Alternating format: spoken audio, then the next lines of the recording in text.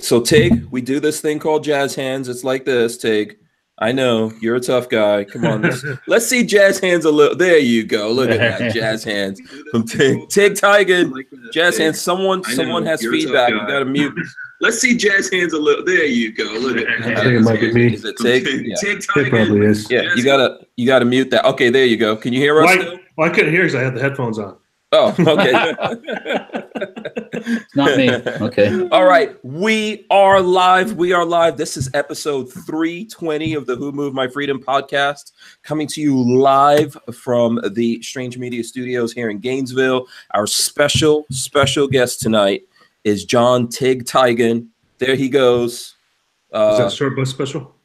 Over there, up there. Okay. Oh. Yes, that's a secret thing. I wasn't going to tell anyone that. We just we like to say that.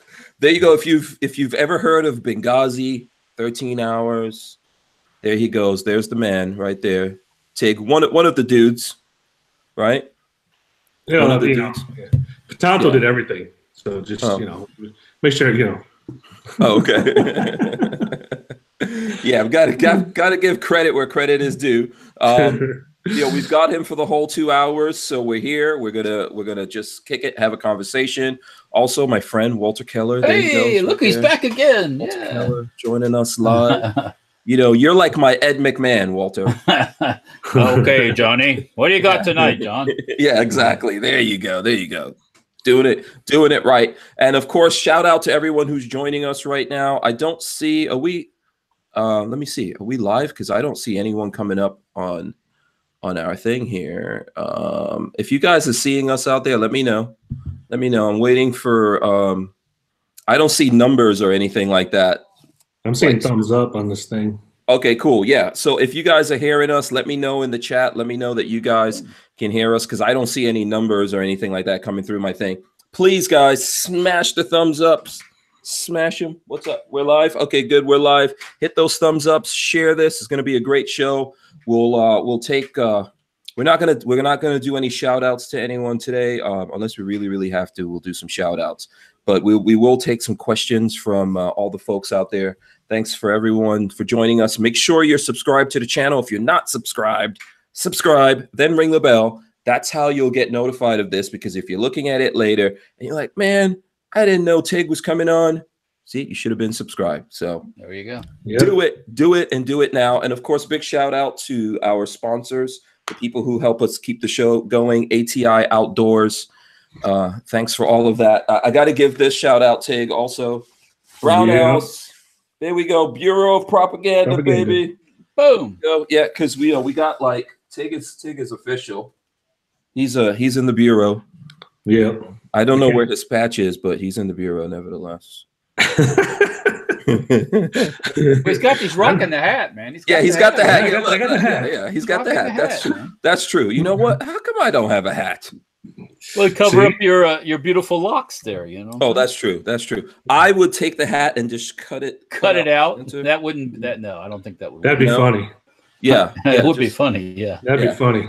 Or get a bunch of hair and just paste it on the top of the hat for the mohawk. No, I think cutting it out would be better. So, that'd be cool. Your little strip right down the middle. Yeah, that's original. It's original. Yeah, true. Okay, true. We could do that. So, okay, great. You know what, Tig? I know Lola always makes me get everyone to explain who they are for the folks out there who don't know who the guests are. So, can you give us the quick rundown, the bio on Tig? It's Tiegen, right? That's the first thing. That's the way it's pronounced, Tiegen. Tiegen, yep.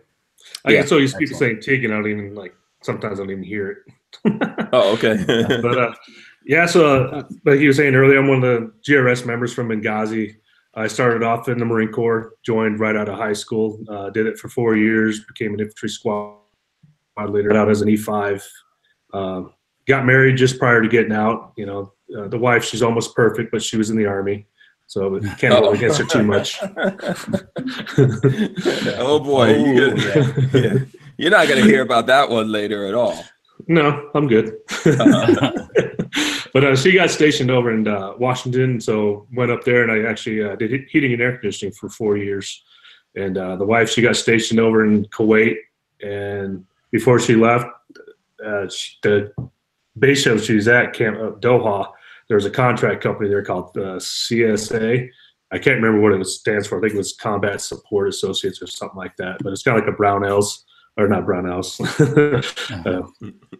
Geez, now I can't think of it now.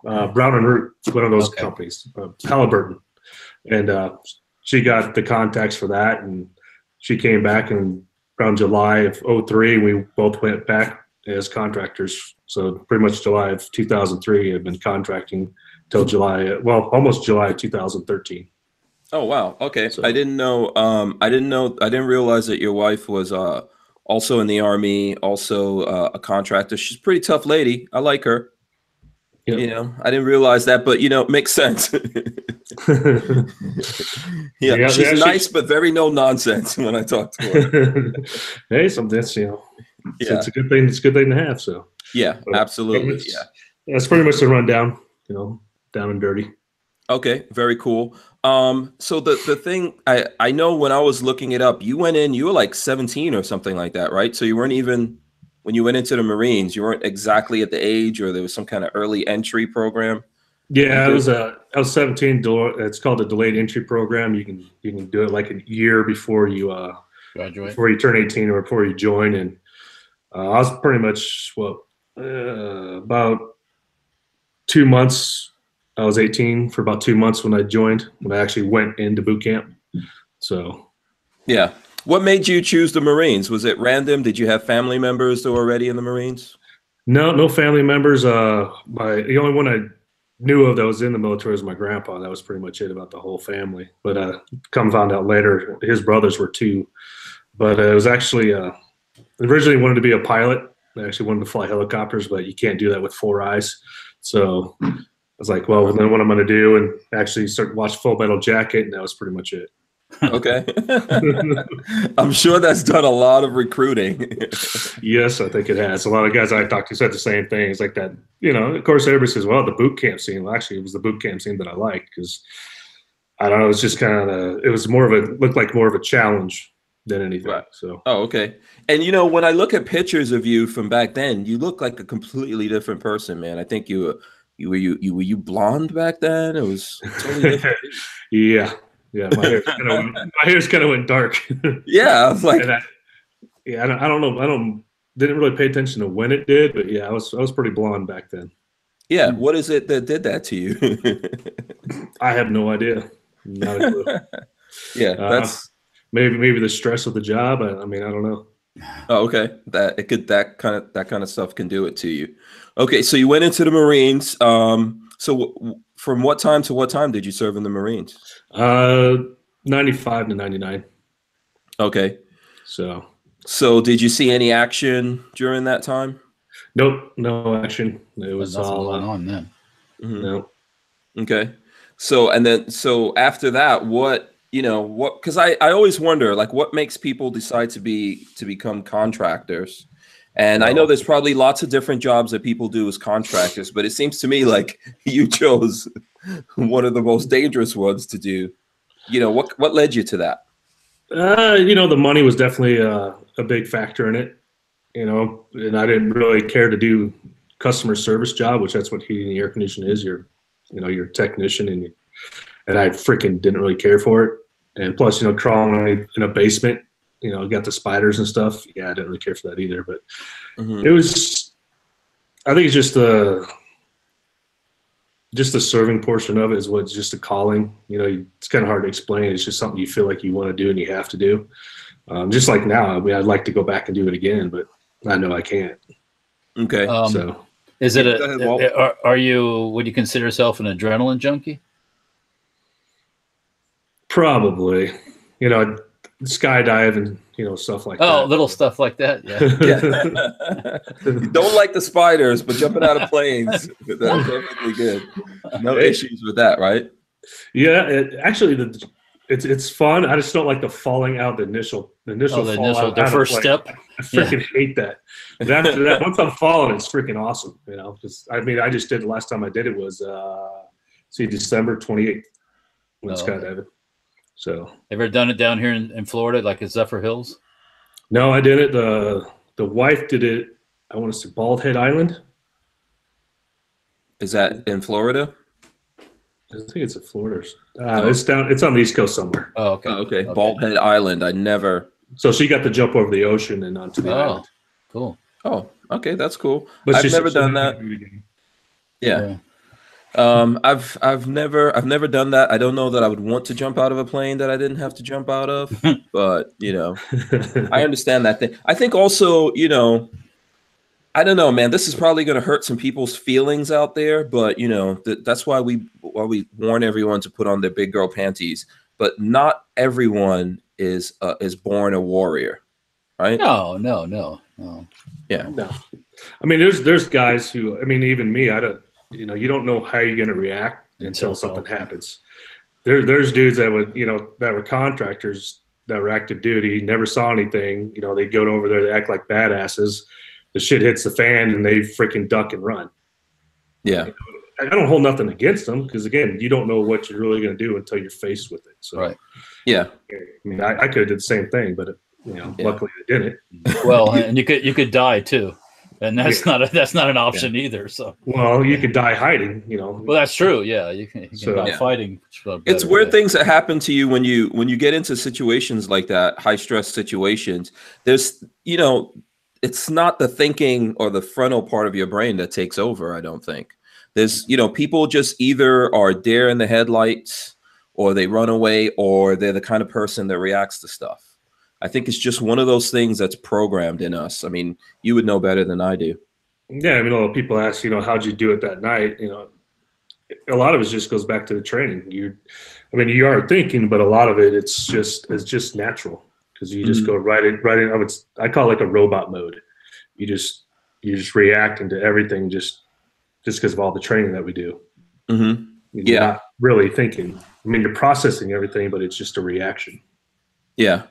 So you were saying that you missed the contracting part of it. So after everything, I don't know if you want to talk about the whole Benghazi thing. I don't know if people really need to go back through that or if you need to do it. I think you've pretty much laid that out. You and Tonto and all the other guys have pretty much laid that out in a lot of different places. But, you know, when I hear you saying like, yeah, I missed that, what is it exactly about that you miss so much? Yeah, like I said, the adrenaline of it. A lot of it is, you know, a lot of it's boring, but you get to do a lot of fun stuff. And being around the guys that you're around, it's just camaraderie. Yeah, and the brotherhood of it. Right. You know, you're all like-minded, and you know, you get the same dark jokes, and it's you know, it's just fun. Yeah.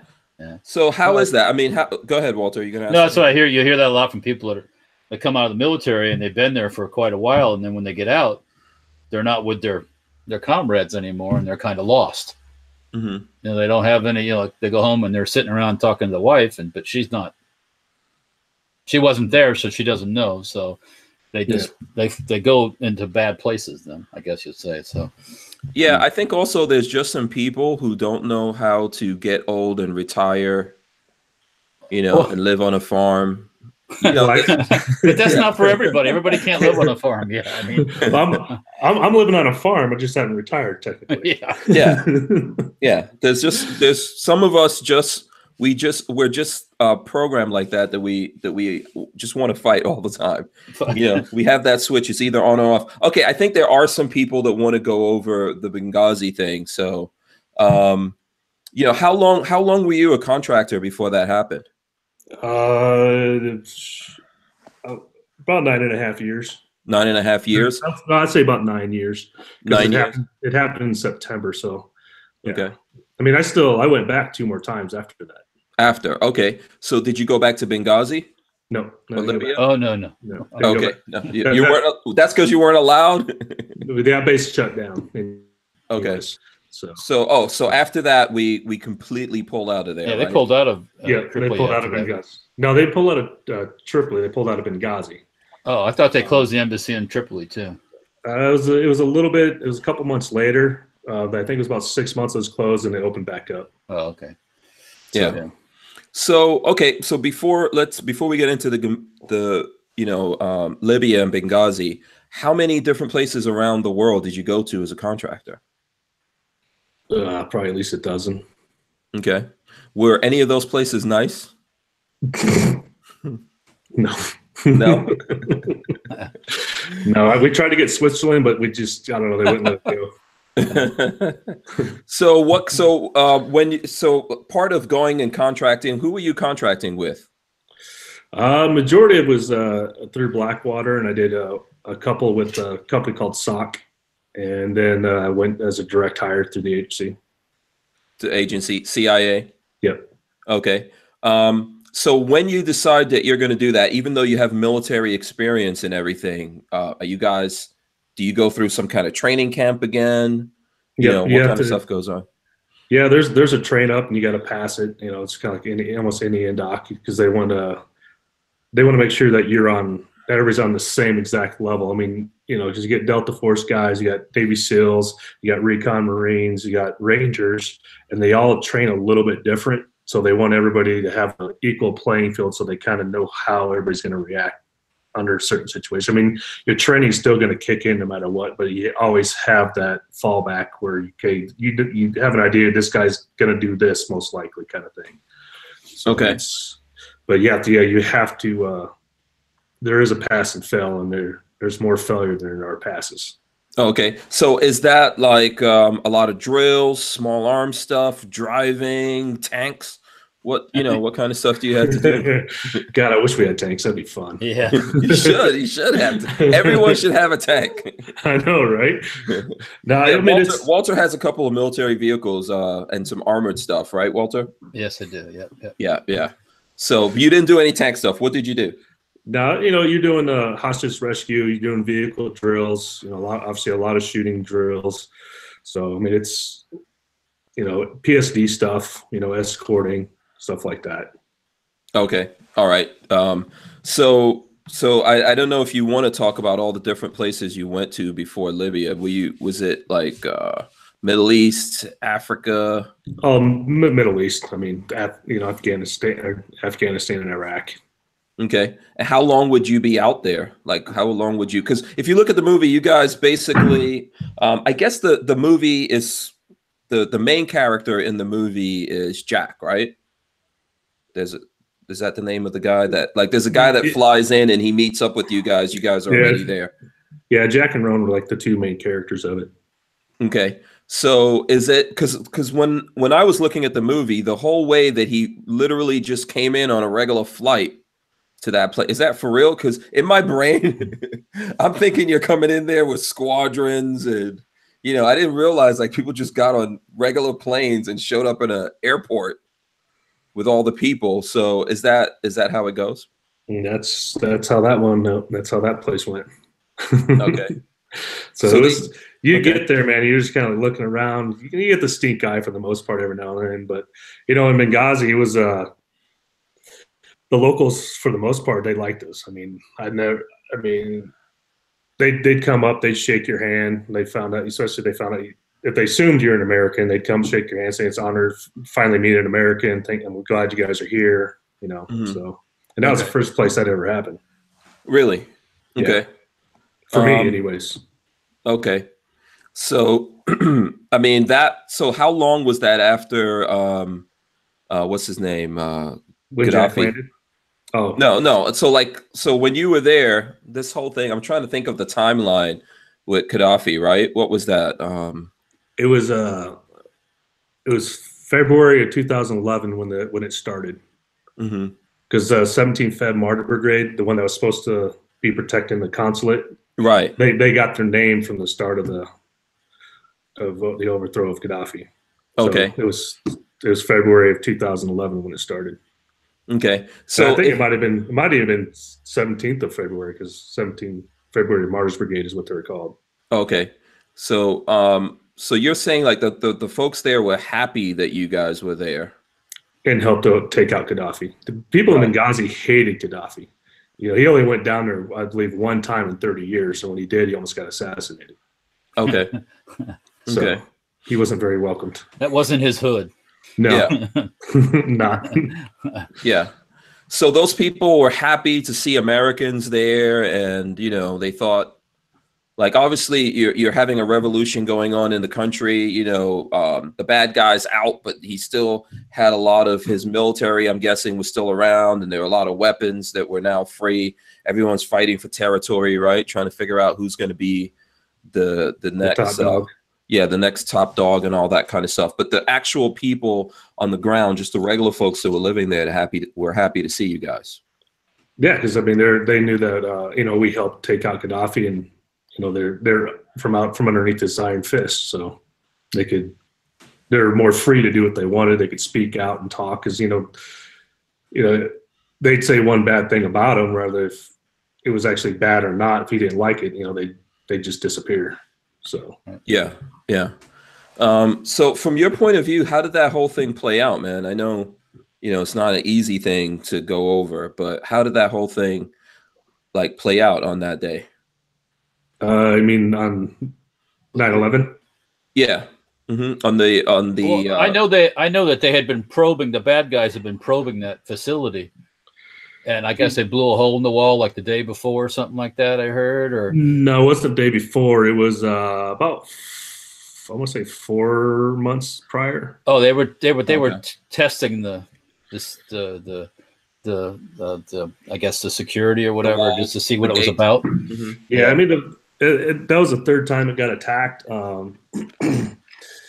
The first time it was just they threw I think it was just a grenade over the wall, and the second time is when they blew the hole. It's about a Volkswagen size hole, and I was actually there that night when that happened. It happened probably, I think it was about between 12:30 and 1:30 in the morning when it happened. And Bob, the chief of base, he was the chief of base that time, and that time when they got attacked, they wouldn't let us go over there either. And there was no follow-on attack, but there was only 2 security guys there for that 8-acre compound. So what was the whole mission? So I think, so the Bob character, that's obviously a real person. Was his name really Bob, or that's just a made up name? I don't know. Everything's a made up name. Stage name. Okay, so, and they were obviously the CIA people. What was their mission there? And then what was your mission connected to that?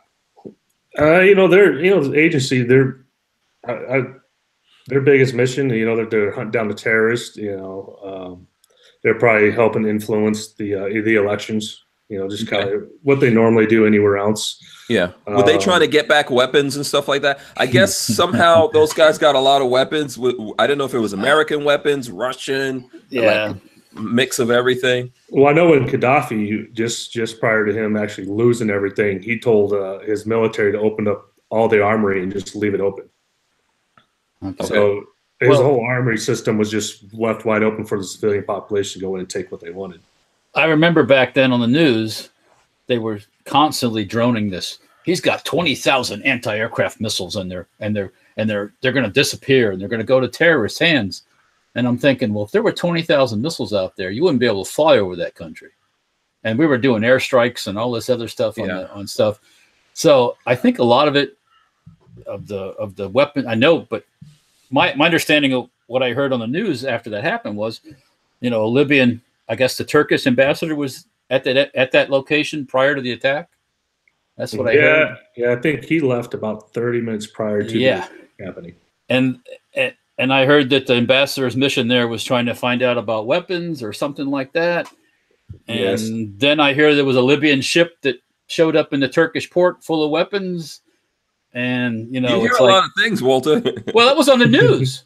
Okay. Now, at that time, that was on the news. And then shortly after that, the news went blank on everything. It's like nobody knew what happened. And I'm thinking, well, they just explained the whole thing, pretty much, a lot of it. And I'm going, maybe it's about taking weapons to the bad guys in Iraq or in Syria, you know, that whole ISIS thing, you know, and it's like, but then, you know, nobody talked about it anymore. I'm like going, I wonder why. What's up with that? What's up with that? Yeah, 30,000 emails. maybe someone knew too much and they figured, well, we'll just let him die there. I don't know. You know, there's a possibility, but again, I worked for the agency, not the State Department. So what they were doing, we had no idea. I'm pretty sure the chief of base, the deputy chief of base, probably know. But you know, they don't tell us they'll tell us what we truly need to know. I mean, half the time, if there's a threat against us, they won't even let us know. Yeah. So here's the thing: like, who sets the agenda for the who sets the agenda for the CIA? Do they set their own agenda? Is it politically set? Is it whoever's currently president? Whoever's currently running the administration. How the hell does that work? I think he's currently running the administration to an extent. With the agency is probably going to do pretty much what they want to do, because half the time the government doesn't even know probably what they're really doing. Remember we had that Arab Spring thing and all that. That worked out well, didn't it? Yeah. The whole weird thing about this, right? If my memory is correct on this, how long, like before all of this stuff happened, I think Gaddafi was actually here. Do you remember that? He was, before everything, before all this stuff broke out, he actually came to America. I think he came to speak to the UN. He was trying to stay somewhere. Yeah, there was a whole thing with, they set up his tents in Central Park or something. Right, because there was a whole thing of where he was trying to stay, and I think Trump was trying to like figure that out, and then finally they let him set up tents over there. Yeah. Right, all that kind of stuff was going on, right? Yeah, I don't remember. Well, they talked him out of getting his, because he had a nuclear program. So they talked him out of that, saying, "Well, you'll be okay. Don't worry. We'll just give us your nuclear stuff, and you'll be okay. We won't mess with you, right?" Well, lo and behold, I guess that wasn't the plan. Well, really. that's really what I'm trying to get to here. What really goes on? Obviously, Tig, you're like on the ground. This thing impacted you. You almost lost your life. There's friends that you had that did lose their lives. But how did this whole thing come about? In these games that we play on the chessboard of the world with other countries, how do we go from being friends, frenemies, enemies? Yeah, I know. I think it was after the second invasion when Bush 2 went into Iraq. That's when Gaddafi kind of said, "Okay, wait a second, I don't want nothing part of this." That's when he started cooperating with us. He was helping us go after terrorist organizations, stuff like that. And then, the Obama administration came in, and then the Arab Spring, that whole thing started, and it was down Freedom. I think we called it Freedom Square in Benghazi. And just a little conflict, kind of like the Arab Spring when it started. Just what was a vendor got burnt to death or something like that. I think that's what started it. And then kind of the same thing in Benghazi, the local military and the locals got in a little scuff, and they ended up killing one of the locals, and that was it. It just pretty much erupted from there. That's kind of how it started. Yeah, because the weird thing to me is that at some point this guy was an ally of the U.S. I'm not trying to say he's a good guy. Yeah. I don't believe he was a big guy, but I think the thing that a lot of people who have never been to other countries don't understand is that you need a bad guy to run a lot of countries in the third world, in the Middle East, in Africa, places around the world. You need that, right? Yeah, they need to be led by an iron fist, because that's right. The sad thing is that's all they truly know. That's how they grew up. Look at what happened in Iraq after you overthrew Saddam. That should be the prime example. He ruled that place like an iron fist, and they became a freaking, a cesspool of freaking nutcases. Yeah. You either decide you want like a bunch of bad guys running around or one bad guy. It's kind of terrible for maybe the people who live in that country, but really, if you want to change that, you can't change it. Well, I'm saying as described by me today from the contractors. There's so many tribes and so many this and so many that don't like this and they don't like each other, and you're not going to. That's evolved over thousands of years. Do you think? Yeah, it's going to take decades. Yeah, it's 5 or 6. No. Yeah, look at Libya right now. They're in. I think Benghazi is just now out of a war zone. They had about 7 months, maybe 6 months of really nothing going on, and then it just went to hell. And, it's because they don't have that iron fist. And I think that's what people don't understand about other countries. There's a religion. In some cases, there's a religion involved here, right? Whether that's Christianity or Islam or any other religion, people also have what's called their natural religion. This is what people don't, there's all these things that go deep, right? There's caste systems, all kinds of things. Yeah, tribes, all kinds of things. Family groups. Yeah. How do you feel about all that stuff, Tig? How do you think about like world building?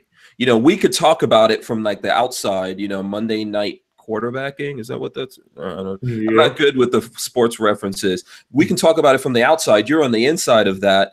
You know, what do you think about all the world building that America's doing around the world, but also people are asking America to do? Because I know there's people that hate America until they need America. Then they're like, how come you guys don't come over here and do something about this? What do you think about that? I don't think we should be doing it. I mean, we got to. I mean, look at all of our infrastructure here. We need to rebuild ourselves first. Yep. You know, the fact that we got guys out there dying over a freaking road, over a bridge, you know, I think it's ridiculous. I mean, yeah. So why the hell are we doing it? Why are we doing it? I think it has a lot to do with the fact that how many Americans have actually been killed over there. So a lot of guys, they feel like, you know, to honor their brothers, they have to stay over there and totally free the country. But you can't free the country if they want to be free.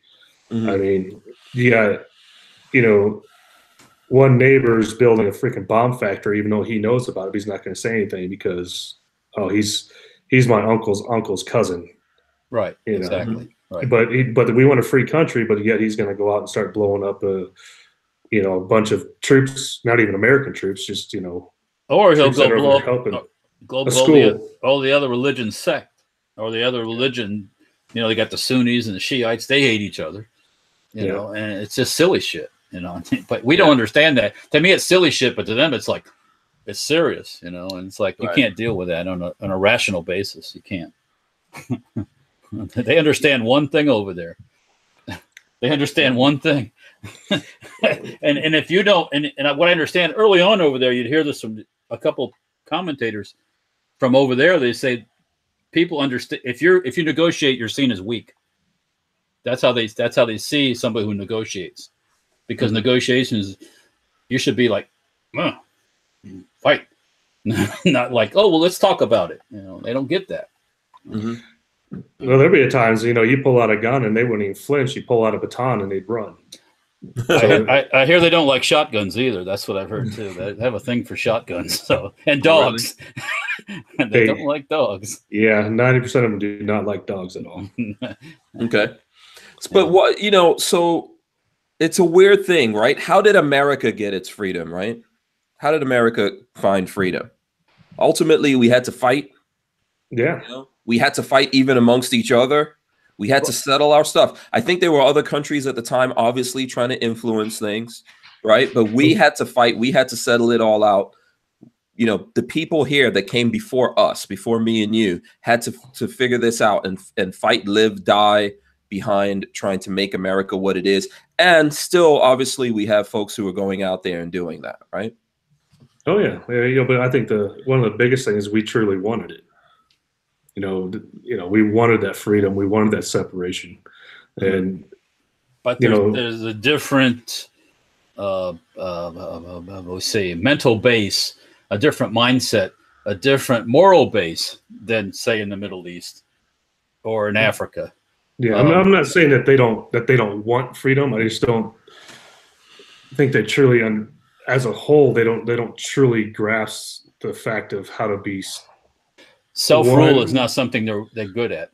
Yeah, well, they just don't have the grasp of being loyal to their one country. They keep going back to their tribe, right? And that's the biggest problem, because the tribe will get pissed off at the other tribe, even though they're fighting for the same thing. Next thing you know, they're fighting each other again. Right. Mm-hmm. Instead of like coming together as a unit and going and taking out the terrorists that don't believe in the same goal as they have. Yeah. So with all that being said, okay, we were over there. I know that here in America, they said that this whole thing unfolded because of some stupid ass movie. Oh, God. Right? Yeah. Is that what you guys saw? Oh, fucking God. No. I mean, it's even, you know, it's if there's a protest, they'd be releasing the video footage of the consulate. Because they got the security cameras from outside the consulate. Oh yeah, it's a straight on attack. That's why they didn't release it. Mm-hmm. Yeah, so. That is one of the biggest lies that's ever been perpetrated in this country. That whole thing started because of some guy making a movie or or whatever. It's like, But how does that rationalize? Like, I know, what do I care if someone made a movie and it pissed off some guys? What does that have to do with Americans? And, oh, we're going to go get these Americans now. It had nothing to do with it. It was just an excuse in this country. Right. It went against the agenda at the time that Al Qaeda was on the run. Just kind of like, you know, when Trump says they've defeated ISIS. No, you didn't defeat ISIS. I mean, you push them out of the neighborhood, and they're not defeated. Not completely, no.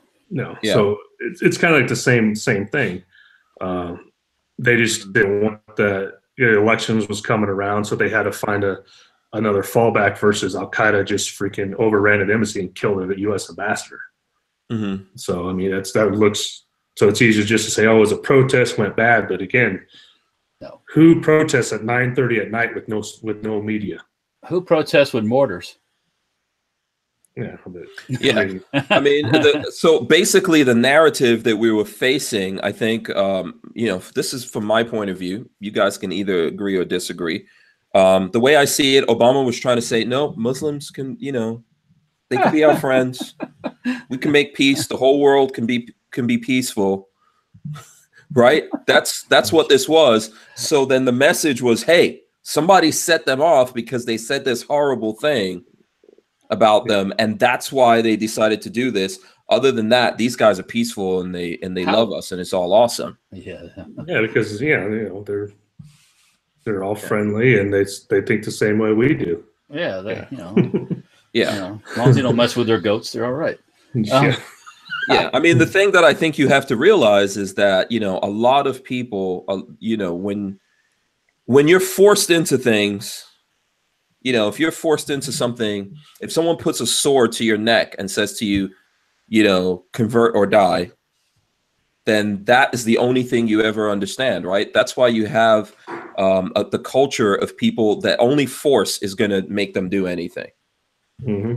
You know, and I think that's what we're facing there. That's my personal experience. I've lived in Nigeria. I've lived in the northern part of Nigeria, which is Muslim. That's where we have the Boko Haram right now. Still had it when I lived there back in the late 70s. So that's you know, you're talking about people that only understand force. Yep. Well, that's part of that's the mindset. Yeah. And you know, that's why Boko Haram went to that school and took all the kids, because they're being educated different than what they want them to be, and they don't want to have that free thinking. So they just, you know, they go over there, try to kidnap them and pretty much screw up their heads and make them think the way they want to think. They've killed whole villages because they're Christians and stuff like that. Nigeria is a lot like that. There's 3 main tribes in Nigeria. One of them is Muslim. The other 2 are Christians. All of them practice what I call their natural religion. People don't realize that.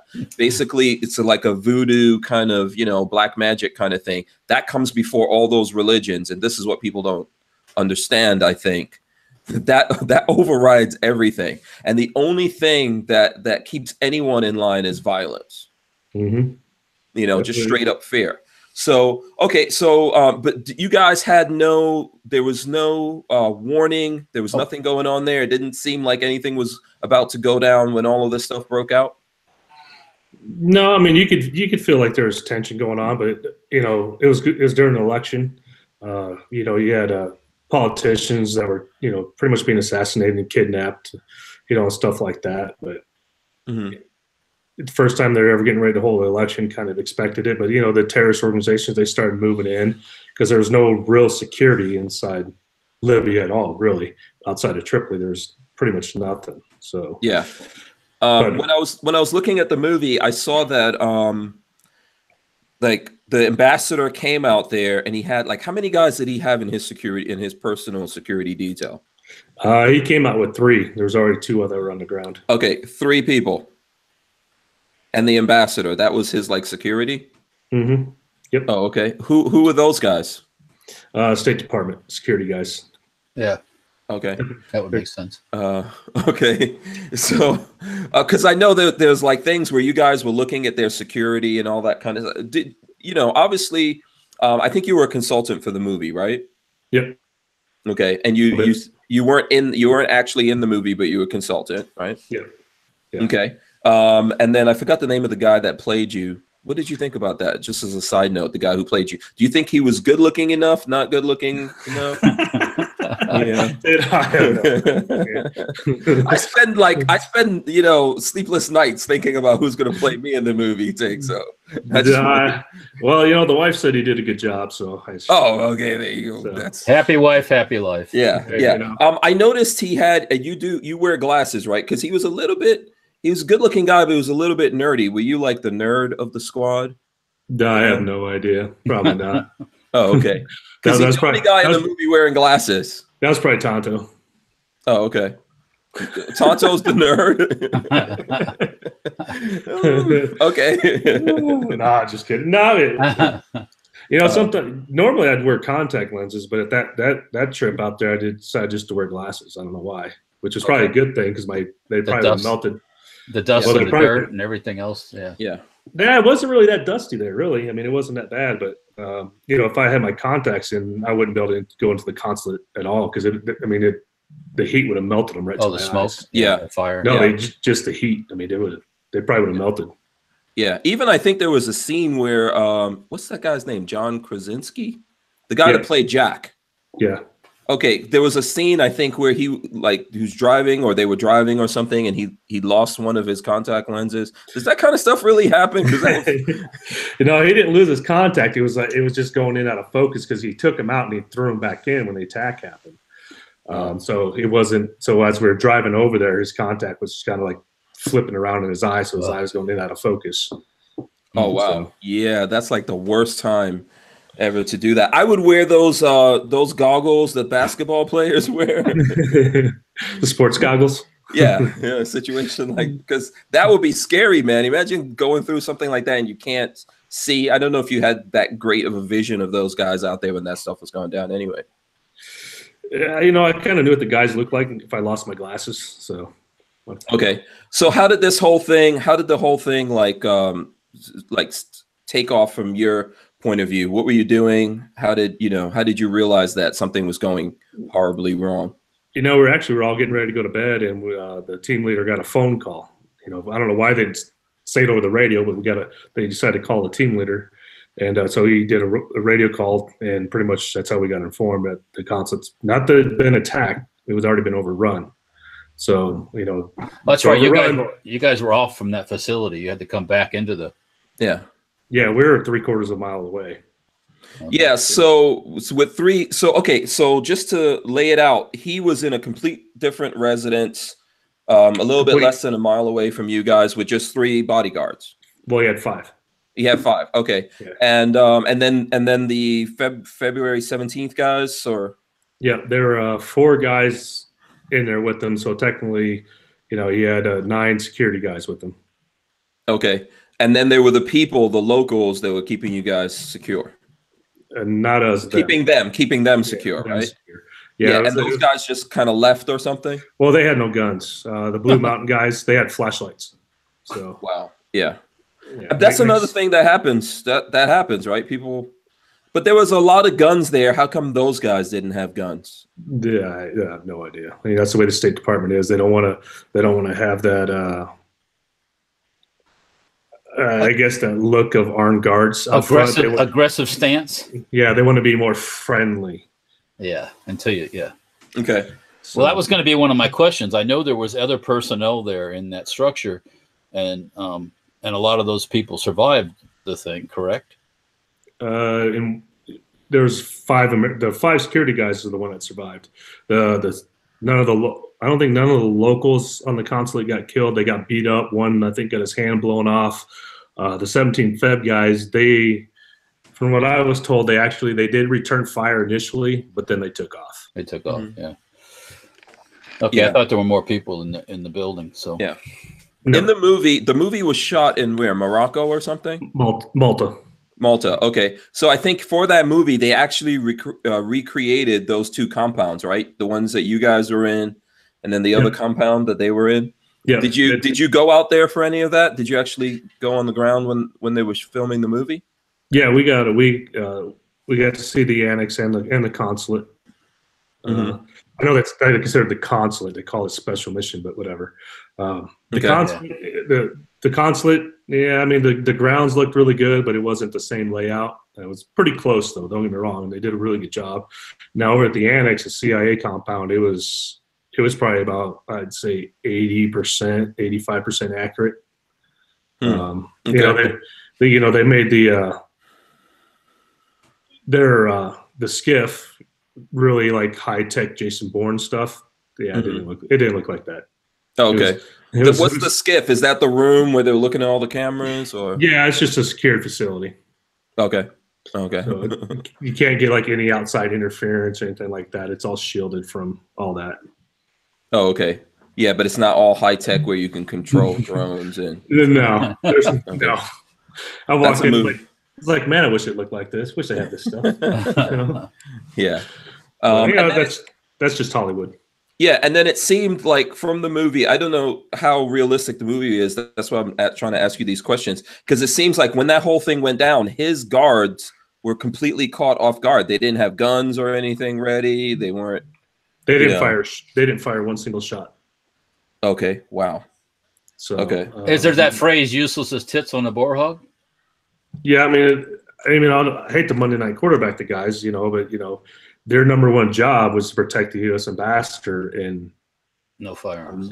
No, and they all made it. They all made it out alive, and their main package is gone.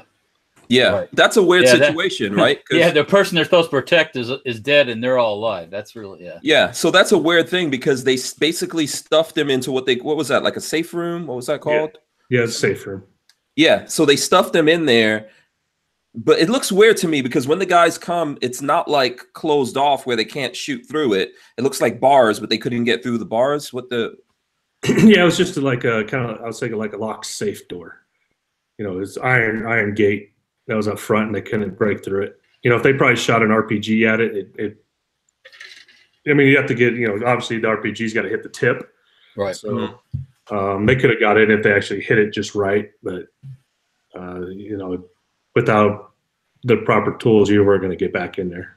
Okay, so he was locked in there with at least there was someone else. One security guy, and Sean Smith. Yeah, and so they decided to just pour gas. What is it, like diesel or something, and set it on fire? Yeah, they set the whole building on fire with diesel fuel.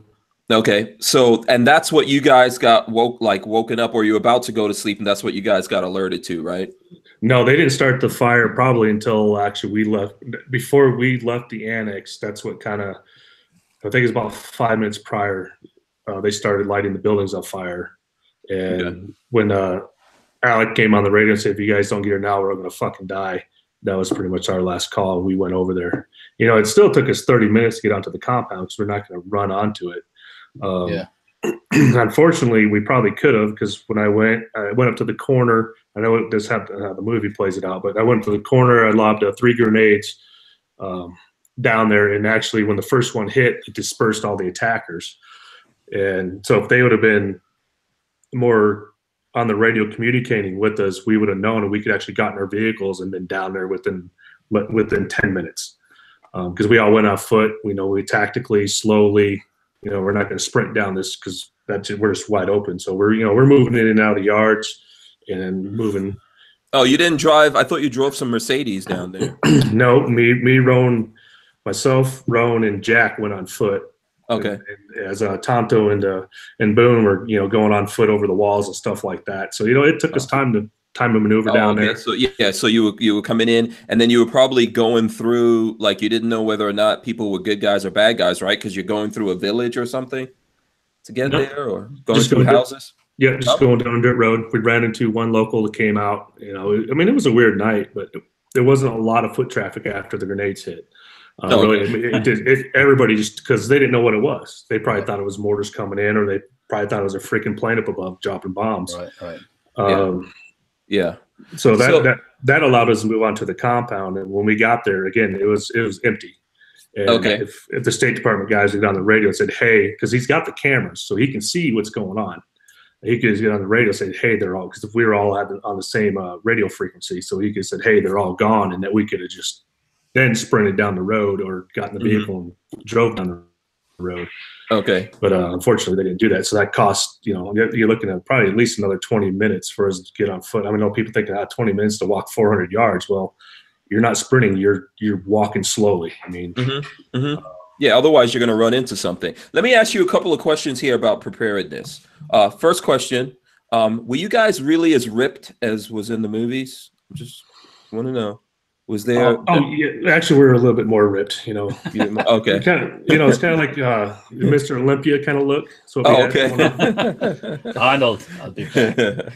Because in the movies, those guys had to do a lot of special training and everything.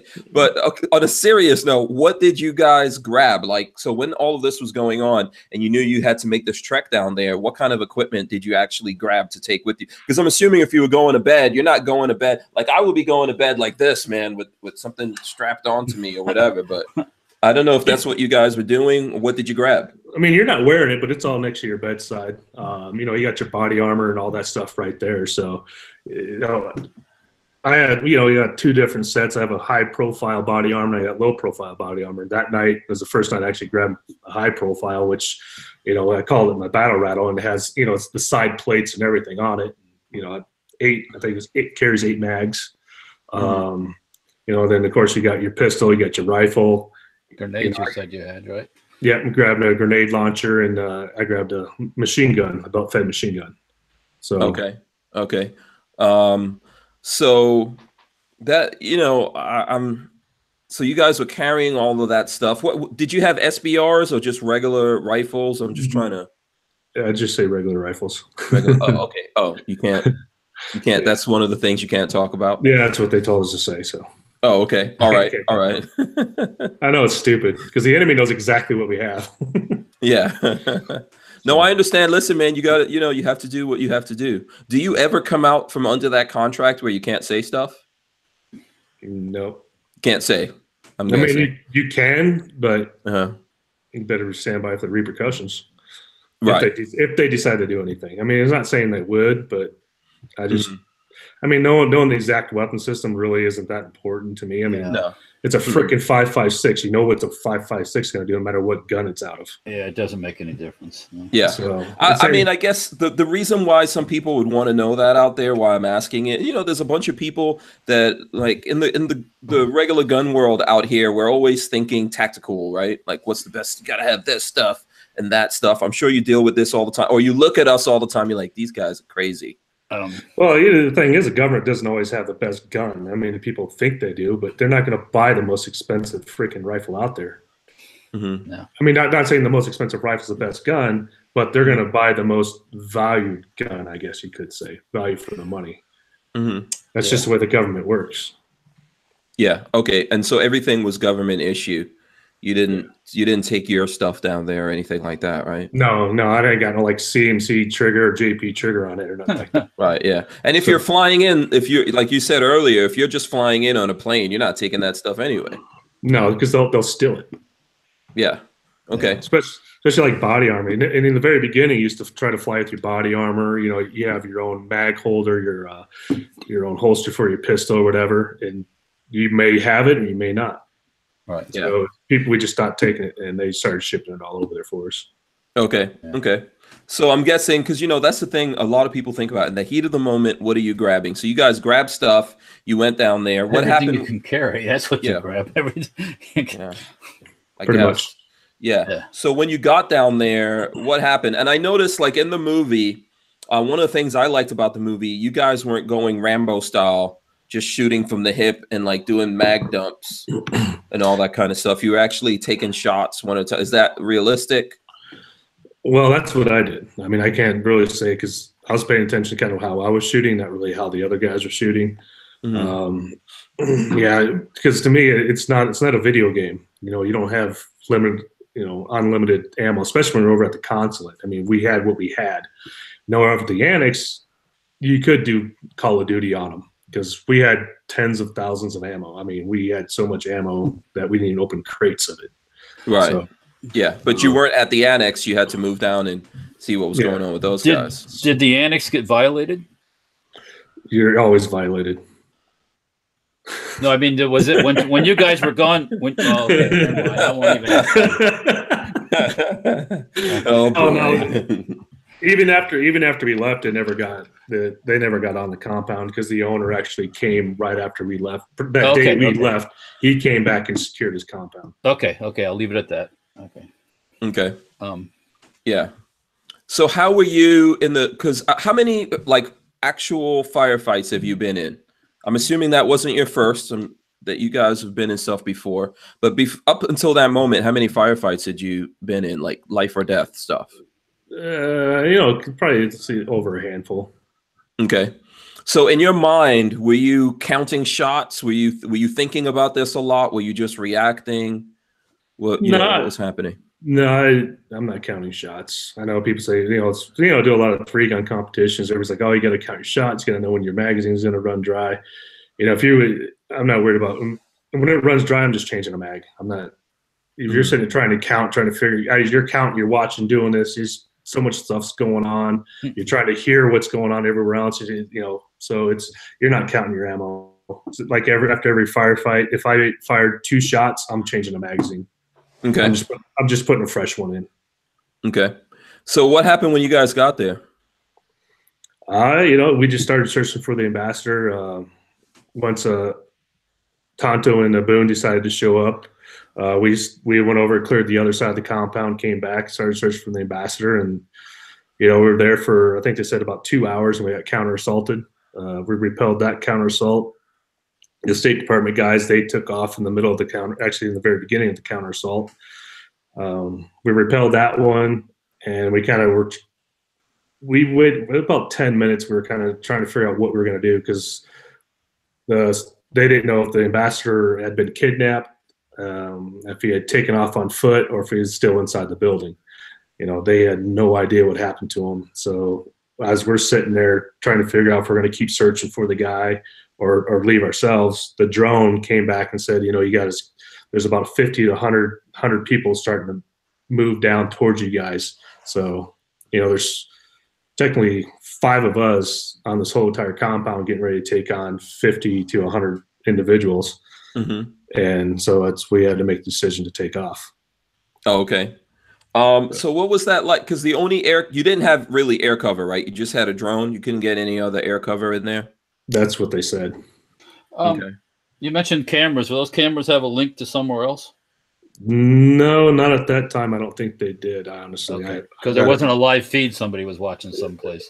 No, because they didn't. They got when they got the security footage. I want to say just 2-3 weeks after. Okay, so someone did recover the security footage. Yeah. Okay. That's probably something we'll never see in our lifetimes. Yeah, probably not, because it goes against the whole narrative of what happened. Not until some people are dead. Yeah, probably. And one of the last name Clinton. Yeah, for sure. As long as there's a chance that someone could run for president. We're not going to see it. Yeah. It'll come one day it'll come out, trust me. Right. Yeah. Now, so from there you guys had to make your way back to your compound, right? Because you found one guy. I think that guy already Sean Smith. Yeah, he'd already passed. Yep. And I think were you trained as a medic or something like that? We're all pretty much trained on I would say combat life saving. Yeah. So I'm not a medic by far. I mean, I can do CPR, I can plug a wound, I can do a tracheotomy, that kind of stuff. But Roan was an actual medic back home, and so was Bub. So he was the trained guy. Jack was actually the one though doing the CPR, because I think Roan pretty much knew he was already gone. But if you don't interfere with each other, because otherwise then too much stuff starts going on. So Jack was already treating him. So me and Rowan went and started searching the building. But he was already cold and gone by the time we showed up. Okay. And from my understanding is, so the building was still on fire and all that, right? Like a diesel fire. Yeah. And a lot of people don't realize they also, when they paint over there, they cut the paint with diesel. Oh, so it burns also. Yeah. Wow. So. Yeah. Okay. So, and you were going in there looking for people. Do you have any lasting effects from that? I mean, did you have a mask? What did you have to go in, run into this fire?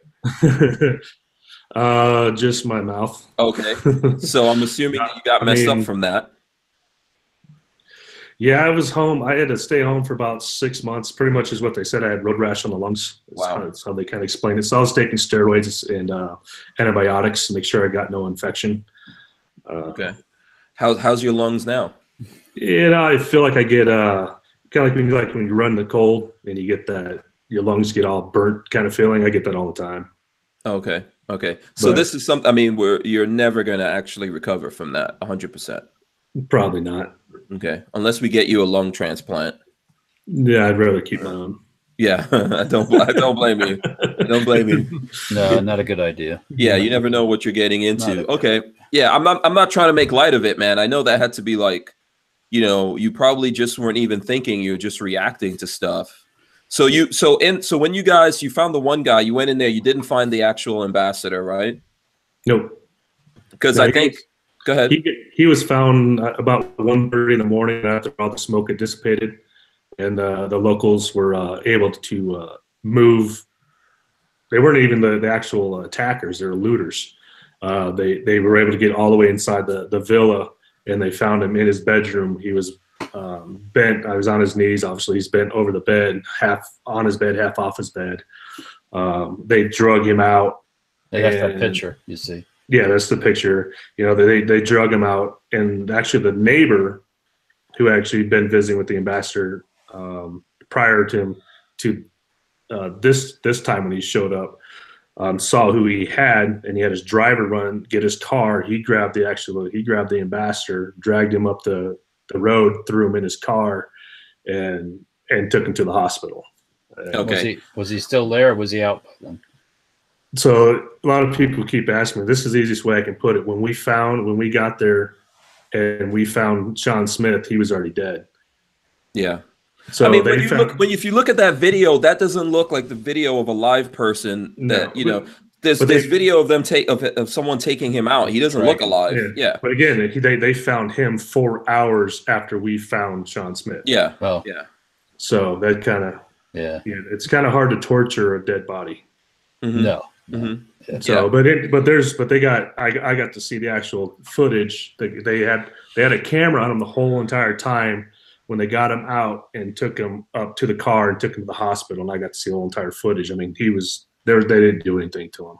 Yeah, he was expired in your opinion, right? Yeah. Oh yeah, he was expired. I know they say, well, look at this. He got a blood spot. That's a bullet hole. He got this. Look at his belt. It's this way. You guys are freaking stupid. Lips were blue. Yeah. I mean.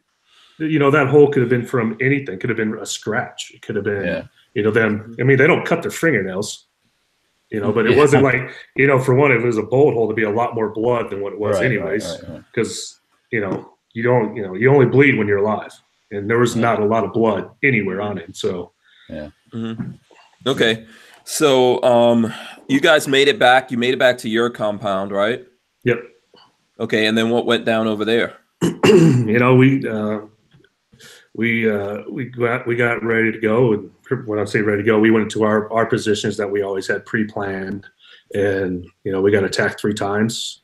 The Bubs team came down from Tripoli, and they got to our compound after the 2 initial attacks, and about 5:30 in the morning was the final attack, and that was when the mortars came in, and Roan and Bub ended up being killed in those and pretty much the 3rd mortar that landed. They hit us a total of 5. 3 of them hit their target, and it was 1 minute and 14 seconds, I believe. That's how long that whole entire attack, that last attack lasted 1 minute and 14 seconds. So wow. Is how they base it off of is from the initial flash in the camera to the very last flash in the camera from the mortars. Okay, so I don't know, Walter, if you have any questions, feel free. Did I can't remember if any of the if they knew who did this or thought they knew who did it. Have they caught any of these people? There was one guy, right? There's one guy that they were prosecuting. They got one guy's in prison. There's another guy that they captured as well, and I haven't really heard anything about that one. The one guy that's in prison now is I forgot his name. Yeah. Yeah, whatever. Yeah. But, did you see when you were out there, when you were on the ground? Did you ever see that guy? Do you know that that's the guy? Do you feel that's one of the people, or what do you think about that whole thing, the aftermath? There were so many. I mean, there were so many locals that was there. I mean, I wasn't. The only thing I was cared about was if they had a gun or not, if it was pointing at me or not. That even if I saw that guy, I probably wouldn't recognize him anyways. Yeah. Okay. For one, it's dark. You're not really, it's not daylight. So, the whole aftermath, even just how they handled the whole thing, that whole administration, how they handled it afterwards was a joke. Yeah. So what happened to you? I mean, I want to, I'm not trying to get away from it, but I know this because everyone sees this. It's out there. It's in a movie. You guys have done interviews. There's probably some documentaries and things like that out there. But, what I'm concerned about is you and, with you, what happened in the aftermath of this? Were you, because we could see that the CIA guy, Bob, right? He was he that much of an asshole? Was he worse?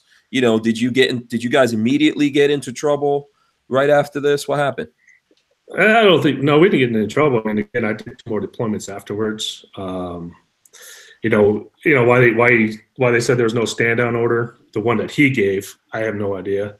But that was pretty much how he was. That's how the movie portrayed him. Okay. Where is that guy today, man? Do you ever, have you ever run into him? Is he? No, last thing I heard, he was a contractor out at the farm. So he's teaching the up and coming CIA personnel how to be assholes. That's terrible.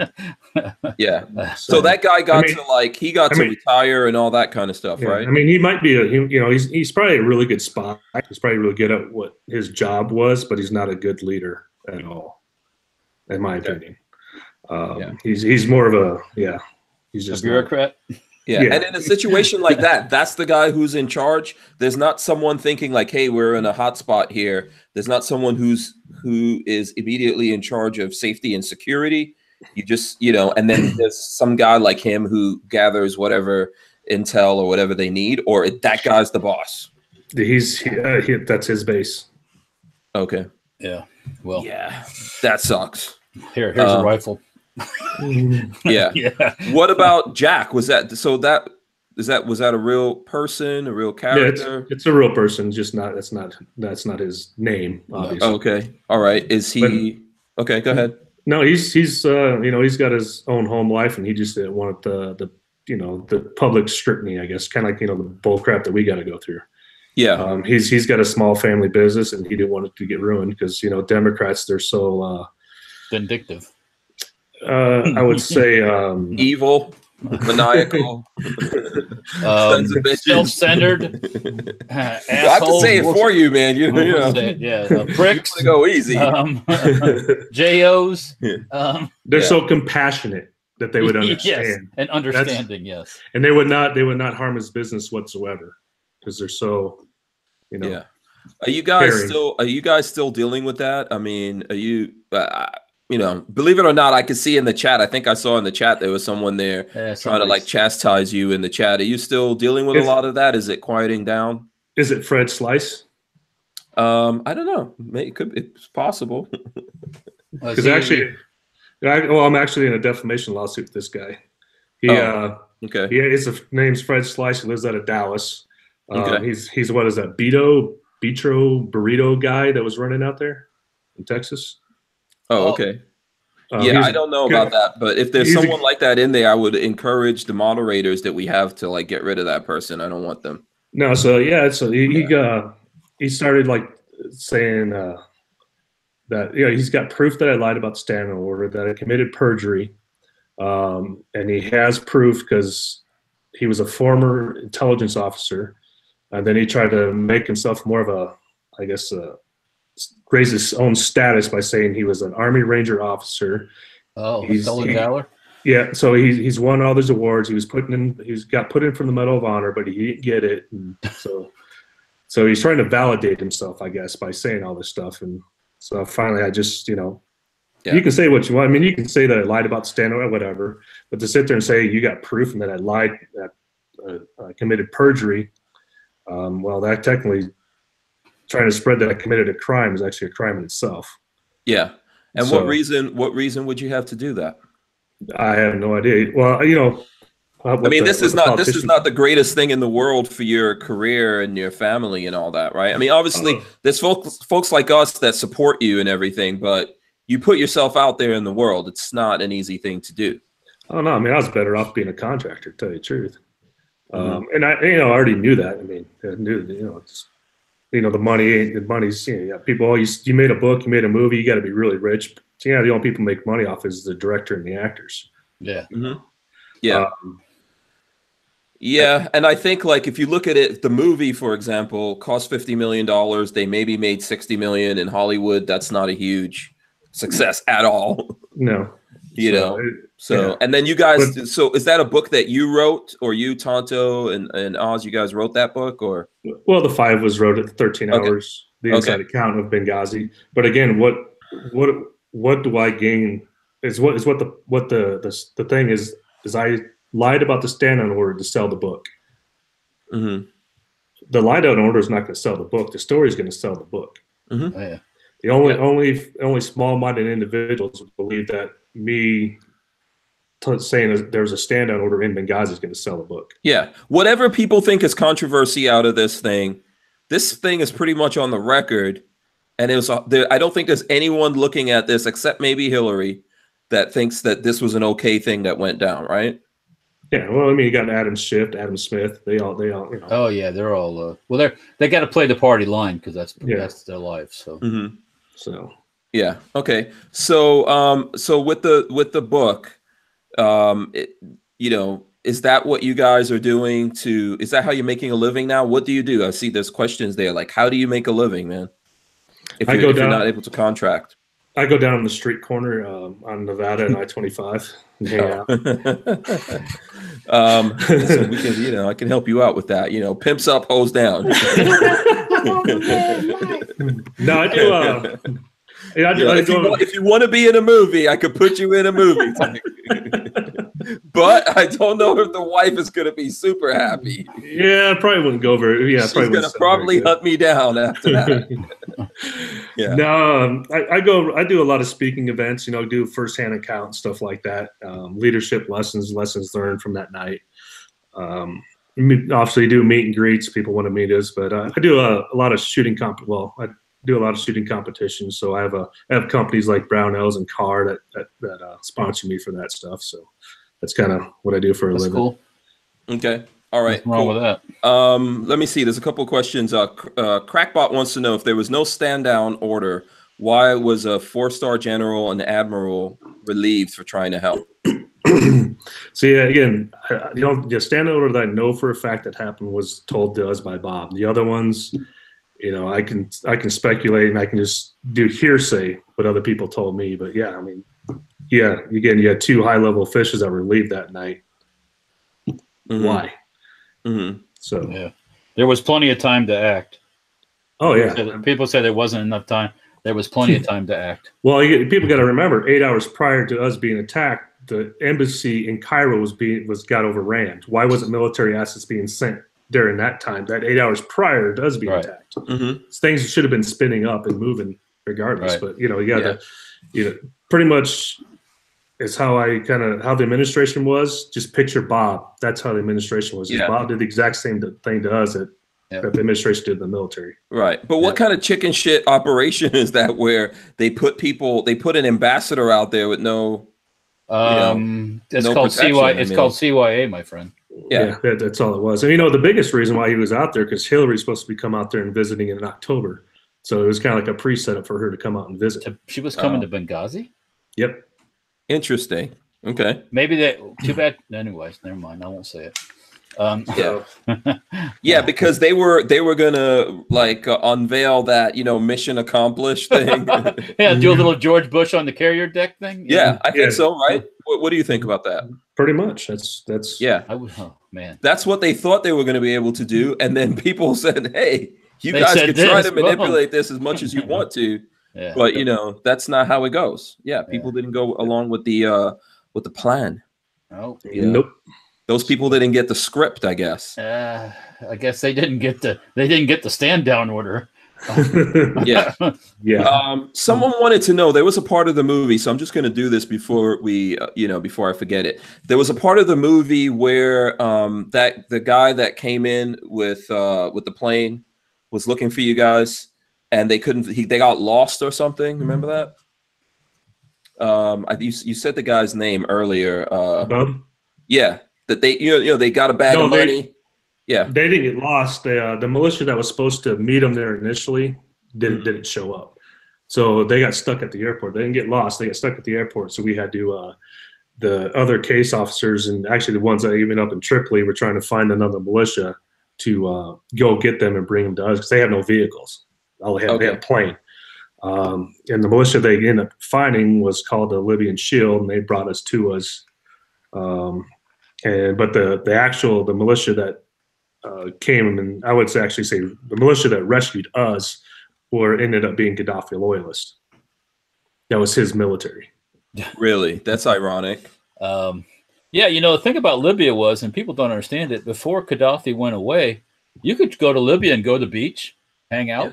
It was fine. And then we introduced freedom or something like that. Yeah, we didn't introduce freedom. We introduced chaos, basically. Well, that's the excuse. Well, they had freedom for about 6 months. Okay. But again, I mean, for the most part, I mean, I enjoyed being over there. I'd probably say that's probably the nicest place I've been. Didn't smell the nicest, but it was definitely some of the more nicer people. Oh, really? Okay. Yeah. Yeah. So hold on. So there's a question here from the real Cujo. He gave us $10 here. He says, "How's your hand doing after all those surgeries? Also, God bless you and everyone who serves." Was that you did you have problems with your hand, or was that that was Oz? Yeah, that was Oz, right? Yeah, I think he had like 12 or 13 surgeries. He's got use of it. But it's it's not 100%. Does he have his thumb? Because I know I saw something where he said he really didn't have that. The thumb wasn't working. Is that getting better? Do you know? Yeah, I mean he can grip a can. I mean he has his thumb. He can grip a can. Even the State Department guy. I can't think of his name now for some reason. He got his leg and his arm pretty much almost completely severed off, and they ended up saving both those. Oh, good. Okay. So Dave Ubin. Okay. And he ended up going back working with the State Department and still doing security and stuff like that. I mean, I don't know how well off he is, but I had somebody actually contact me and said he's got full use of it, but I don't know what they mean by full use. Okay. So. Okay. How about you? Other than the lungs, obviously, anything else get messed up? I got a TOS, which is thoracic outlet syndrome. So it like cuts off the blood flow and makes your hands go to sleep a lot. I've had my own knee surgery, just little stuff like that. I actually ended up getting a TBI, so I'm doing treatment. I've been doing treatment for that finally this year. I started a little bit last year, but everything's slowly coming along. Okay. All right. So the question I was going to ask about those guys trying to find you, there's a part in the movie where someone used a laser or something. I guess they called it lassoing the position. Is that real, or is that just a movie thing? No, I mean it's real because you got your night vision. I'm not saying not all terrorists do, or they don't have night vision capability. So you just got an IR light shining in the air, so they know where we are, but it's just easier to call it lasso it in because they can see it going off in a circle up in the air, and as they got nods on it, so it just guides them in a little bit faster. Okay, so that's an actual thing. Yep. Okay, very cool. So someone wants to know if you still hang out with the guys like Oz, Tonto. You hang out with those dudes? Yeah, I saw Oz out at SHOT Show this year. Didn't see Tonto, but he was out there. He was pretty busy himself. Oz was just kind of wandering around like a lost chicken. Okay. But yeah, we still talk. Obviously, our own lives kind of take us off in separate directions, and that's just life. It's just kind of like the military guys, eventually. Right. But you still talk. You're just not constantly hanging out all the time anymore. Yeah. What about Boone? Was it Boone? Because I think he got pretty damaged, right? No, he was already damaged before he got there. Oh. No, Boone. No, he actually he stayed contracting for a long time. Okay. But once the administration once I think it was their last day in office, they pulled his clearance so he couldn't work anymore. So Really? now he's What? So now, they did it to all of us. Oh, really? Yeah. But they waited until their last day. They didn't do this to you guys during the administration. The last day they pulled everyone's security clearance. Yep. That's dirty dog. Okay. Yeah. Did that ever come out in the news? Yeah, it did. But then, they tried to fight it back. I think Chaffetz even commented on it. And of course, the Democrats, oh, that never happened. Yeah, actually, it did. Okay. Is that what keeps you out of the contracting game? Or you're just done with it anyway? No, because, like I said, I'm smart enough to know where my physical capabilities are, and I don't want to put somebody else's life in jeopardy just because I think I can still do it. So, again, I had to have decompression surgery on both my elbows just from the nerves. So it's just, little things like that start to add up. I mean, I'd love to do it again, but there's no way. Okay. Yeah, you're just one of those old dogs, put you out in the pasture and you can teach the little young puppies something. Yeah. I'm just messing with. How old are you? 42. 42. Oh, you're young. You're young. Yeah. You're still a puppy. Yeah. I got years. I got years on you, Tig. just a little broken. Yeah. Based on what you've been through, you probably got years on me. I would say, but I still do. I'm still doing. Working out, doing the tactical games. So yeah, you're competing, right? You're a competitive shooter. Yeah, I try to be. Okay. What team do you compete for? Not really a team. You're just kind of you're individual. But again, Barnauls and Walther Arms, they sponsor me, and I'm actually an ambassador for the tactical games. If you guys don't know it, go to thetacticalgames.com, and it's kind of like CrossFit meets two gun. Okay. All right. Cool. Richard Hughes gave us $2. He wants to know, do you know the bearded black cowboy? Because I don't even know who that is. I know who it is. Yes. Oh, okay. I know of him, I should say. Okay. Is that what we're getting? Okay. Yeah. All right. Let's leave that there. Go ahead. I think he does a lot with Tonto and Boone, because Boone does a lot of training with Battle Line Tactical. Okay. So, yeah. Okay, cool. So, and then we've got some time here, but I don't want you to, for this to end without talking about your foundation. Do you want to explain the foundation to us and what, we can do and the folks out there can do to help support you? Yeah. So it's called Beyond the Battlefield, the Tiegen Foundation. And pretty much is our main focus is try to get service members, first responders, a service dog, but that we don't just stop there. We don't, again, let's say we don't stop there. We help veterans and first responders any way we can. We've helped 2 veterans with their homes. We've gotten 2 veteran service dogs. We've buried a World War II veteran. We've helped some with bills that they couldn't pay. We've went up, helped hang up lights. We're in the middle of helping one veteran kind of redo her house. She's an active duty vet, not active duty, National Guard. Her brother was National Guard, and actually they're getting ready to deploy. Her brother and her dad were died in a plane crash. So she went from a three income household to a single income household. So we're trying to help her out. Again, we just try to help out any way possible, no matter what it is. We just got a veteran, $250 so he could be able to buy food. Just like within 10 minutes of us finding out he needed money to buy food. So again, we just do what we can when we can. Okay, understood. That's the biggest thing. Okay, and so I did put a link in the chat, but there's also a link in the description of this video to the Tiegen Foundation. What do folks need to do when they go there? Do you guys have it all laid out, or? Well, the wife's in the middle of kind of redoing the website, so I don't really. So I haven't been on it recently, but I mean it's pretty simple and straightforward. I believe I'm actually looking at it right now. It's got a donate button. I mean, obviously the biggest thing that runs foundations, it's donations. I mean, we can't do anything without donations. Right. So we got 4 events that we're doing this year to help raise money. So You know, the Okay. more money we get, the more veterans we can help. Okay. What kind of events? Where? Where? When? We got one going on in let's see, where's it at? Man, I gotta look at this thing. Alabama, right actually at the USS Alabama Battleship Memorial. That's going to be in May 11th. Okay. This will all be on our website. I think the next week the wife will have it all finalized. And we have this one thing we're calling it's a Warrior Weekend. We try to bring between 15 to 25 veterans out and just kind of let them have a good, relaxing time. And then that's actually in Burnett, Texas. And that's June 22nd at Reveille Peak Ranch. And we'll have a nice little gala there too. So if you want to come out and help, but this place is, if you're out in Texas near Austin area, it's a freaking awesome place.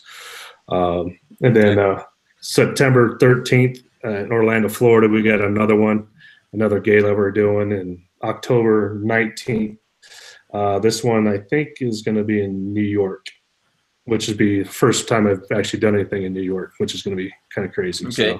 in the city, in New York City or upstate? Honestly, I don't know. I can't. Oh, okay. But again, it'll be all posted on Beyond the Battlefield by next week. We'll have it all laid out. And, if you run into Hillary, I've got a couple of messages I would like you to send along. Yeah. I promise I'll love her to death. Yeah. Okay. We won't go any further than that. That's a scary thought. That's not a good use for your powers. Yeah. Not a good use. So okay, was that the last event in September right now that's on the docket? Yeah, that's I think that's for right now. I think that's pretty good. But if anybody else wants to host anything for us, the more the merrier. I mean, again, the more funds we got, the more veterans we can help and first responders we can help. Okay. How do people get in touch with you other than the organization? How can folks get in touch with you? What social media are you on, etc.? As long as I'm not being shadow banned, I'm pretty much on all of them. Okay. It's all under John Tiegen. That's how you can really find me on Twitter, Instagram, and Facebook. So it's pretty simple to find me. I don't try to hide myself. Okay. All right. Good. Jafari H says, and probably is being a little cheeky here, if you want to come train him, he'll give you a couple of bucks. So generous. Yeah. Do you do any training? You have any training events going on for people who want to come, do stuff with you? Shoot. I've done a couple with the retired cop out of Fort Worth. We're mainly we train women because they're just a little bit more spongy and they listen. They don't say, "Well, I did it this way." I've been doing this for 30 years, and it's like, "Well, why'd you come to the course then?" Yeah. Exactly. To tell you, people always like to tell you. Yeah, I know. So it's, but, me and him been talking about. We'll probably have a couple more. We're probably going to expand this year and try to do a lot more. But last year, he had to have surgery. I might have to have surgery on my arm this year. So it's we'll kind of see how everything plans out. But right now, it's in the works, I should say.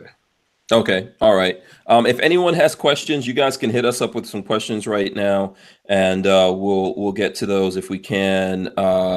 Let's see. Brian Quick says, curious how TIG feels about 5.56 effectiveness. I wish the military go to a better round. Okay. What do you think would be better?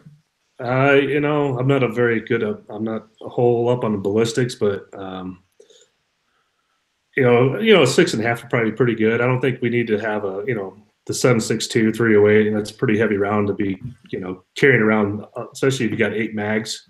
Mm-hmm. And everything else that you got. But I think just something, because the 5.56 is just traveling so freaking fast that these guys, it's in and out of them before they even know it. If it doesn't hit a bone, it's a clean shot. And, you're hitting the guys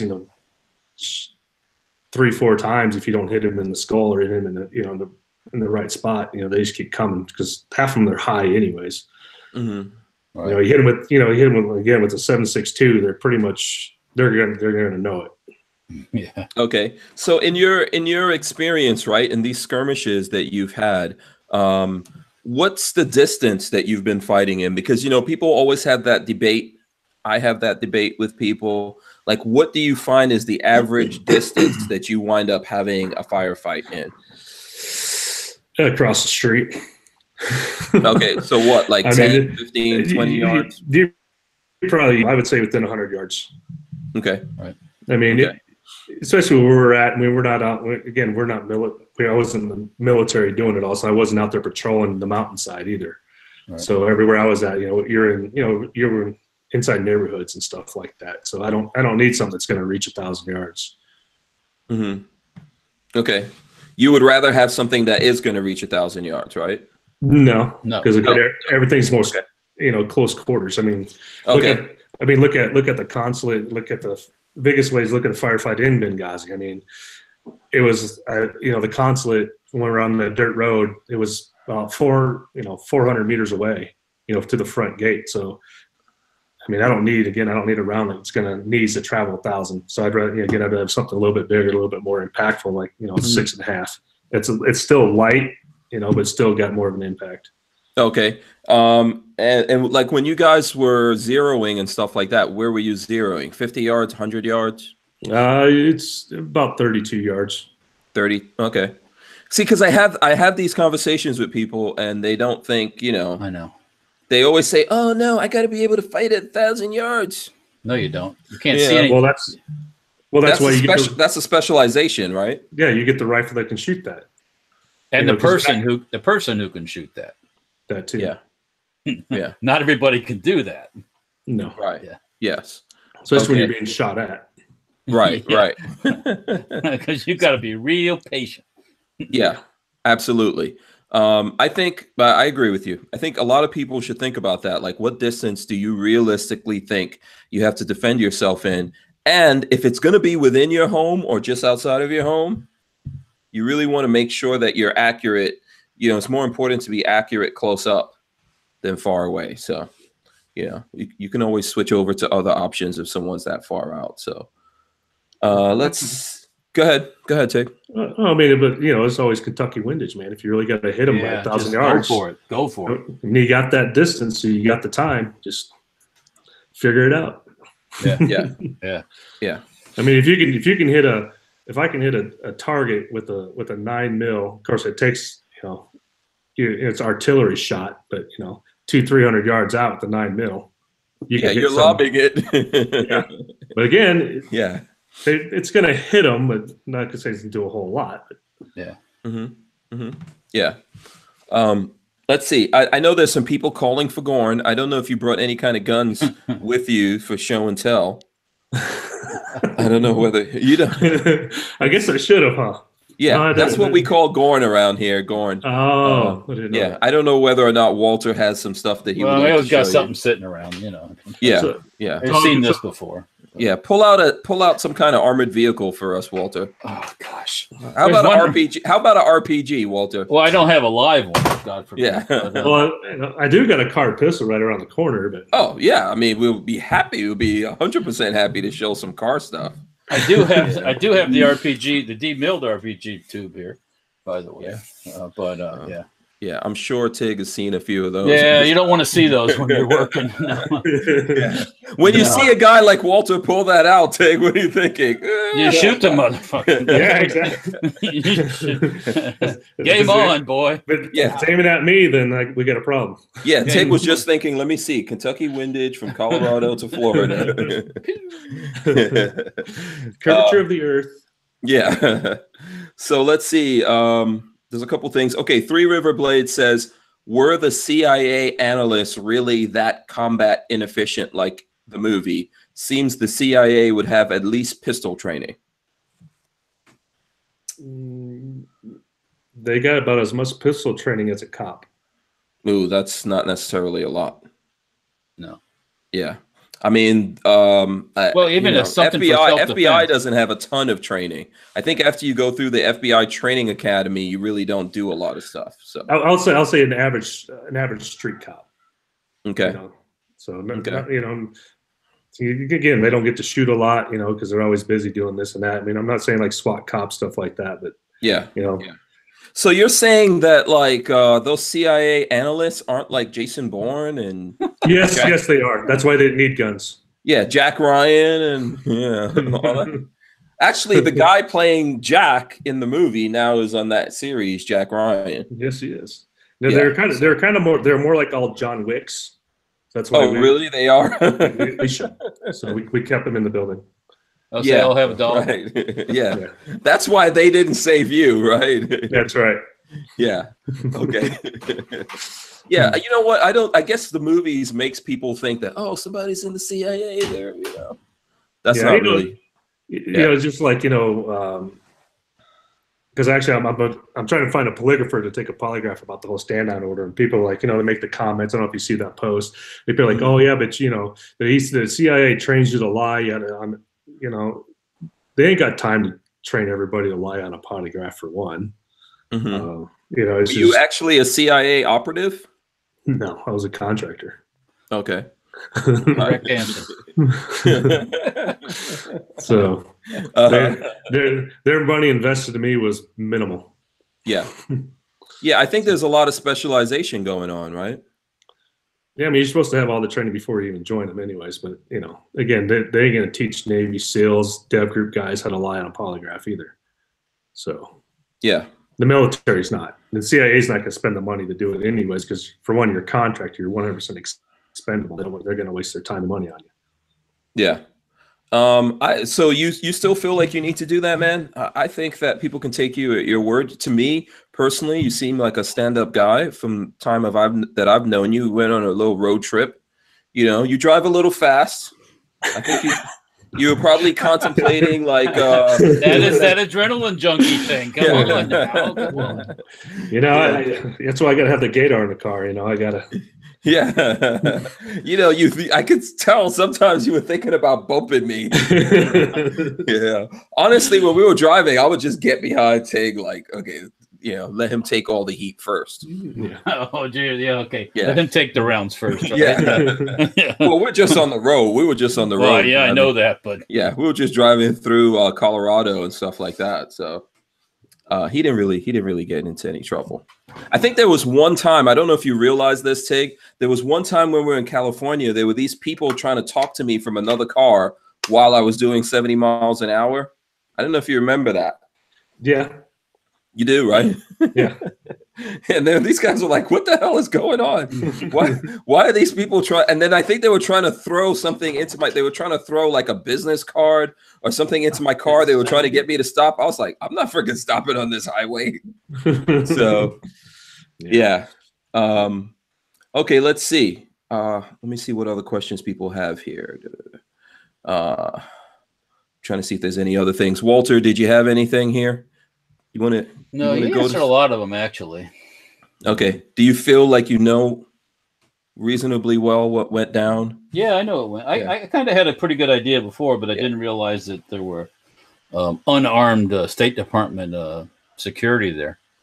Yeah.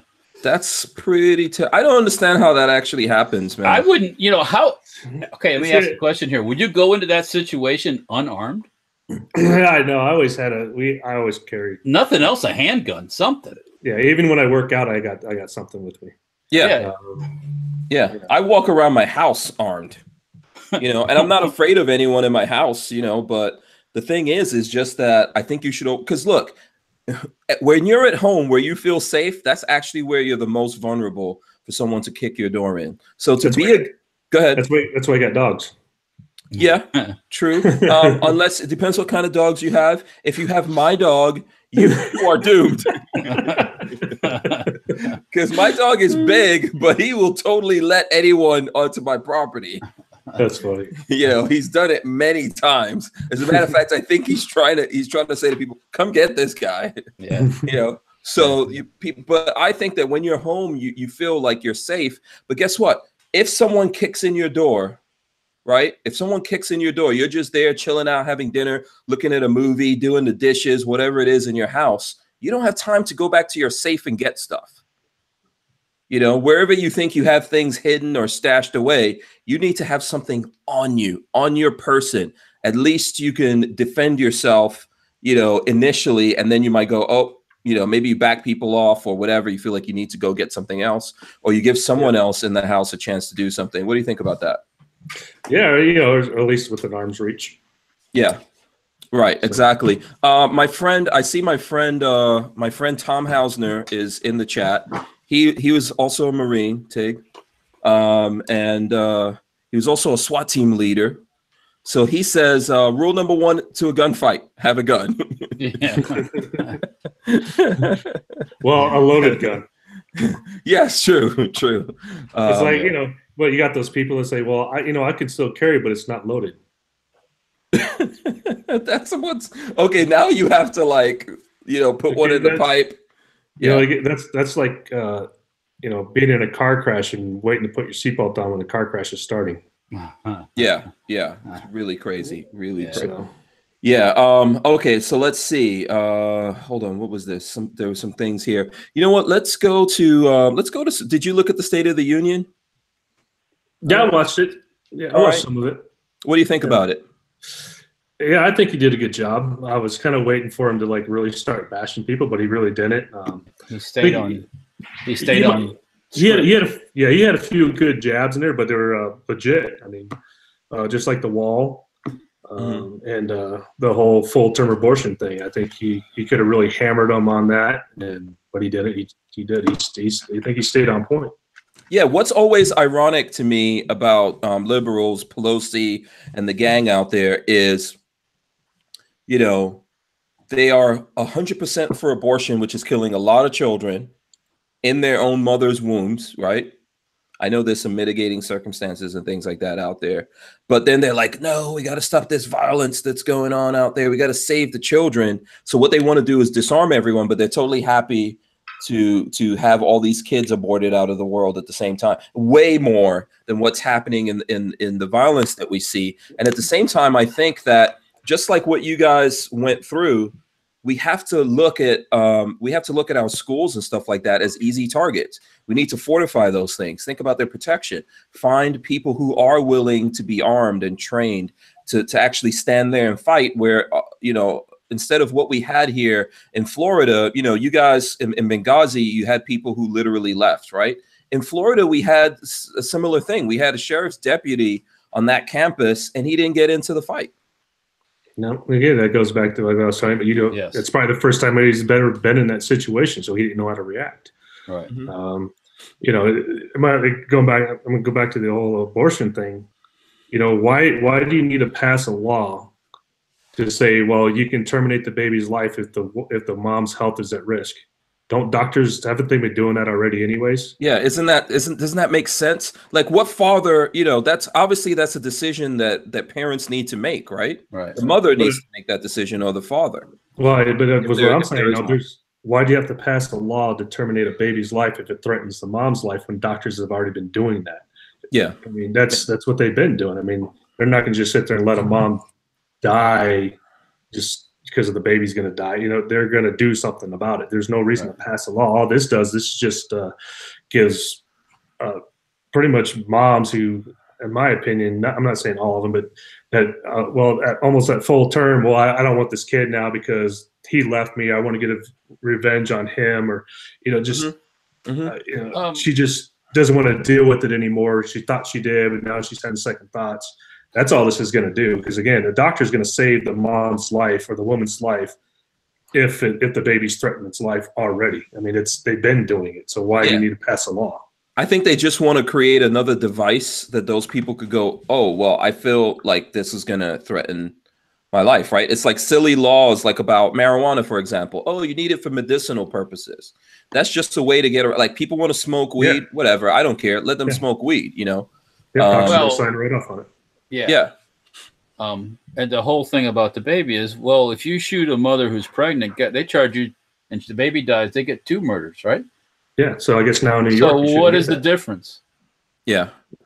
Well, and unfortunately, they're trying to do like afterbirth, you know, like. Isn't that?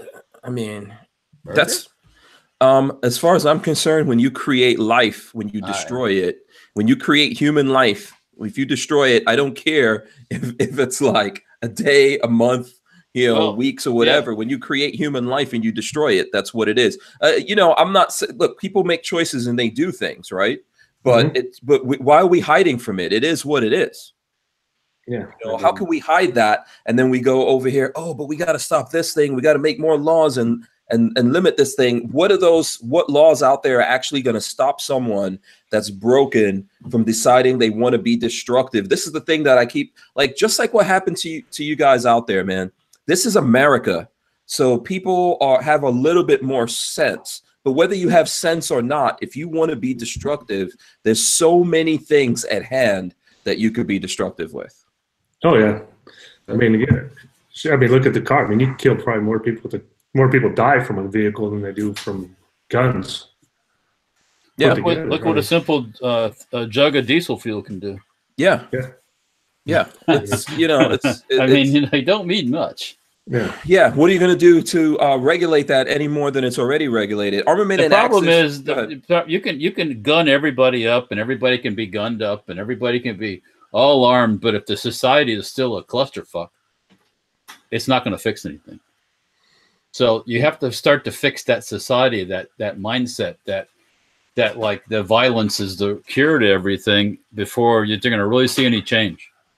So, and that's going to take a while because things have gotten really out of hand. Yeah, and some people we're never going to fix. There was and never lack of responsibility. You know, like, oh, it ain't my fault. You know, I'm that way because of you. You know, or something somebody did 100 years ago, and now I'm like that.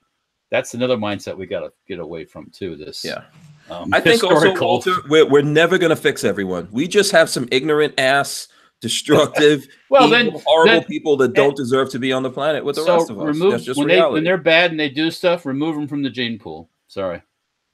That's why we need that ability in that moment when that person. Let's not abort the babies who've never done anything. Let's abort the.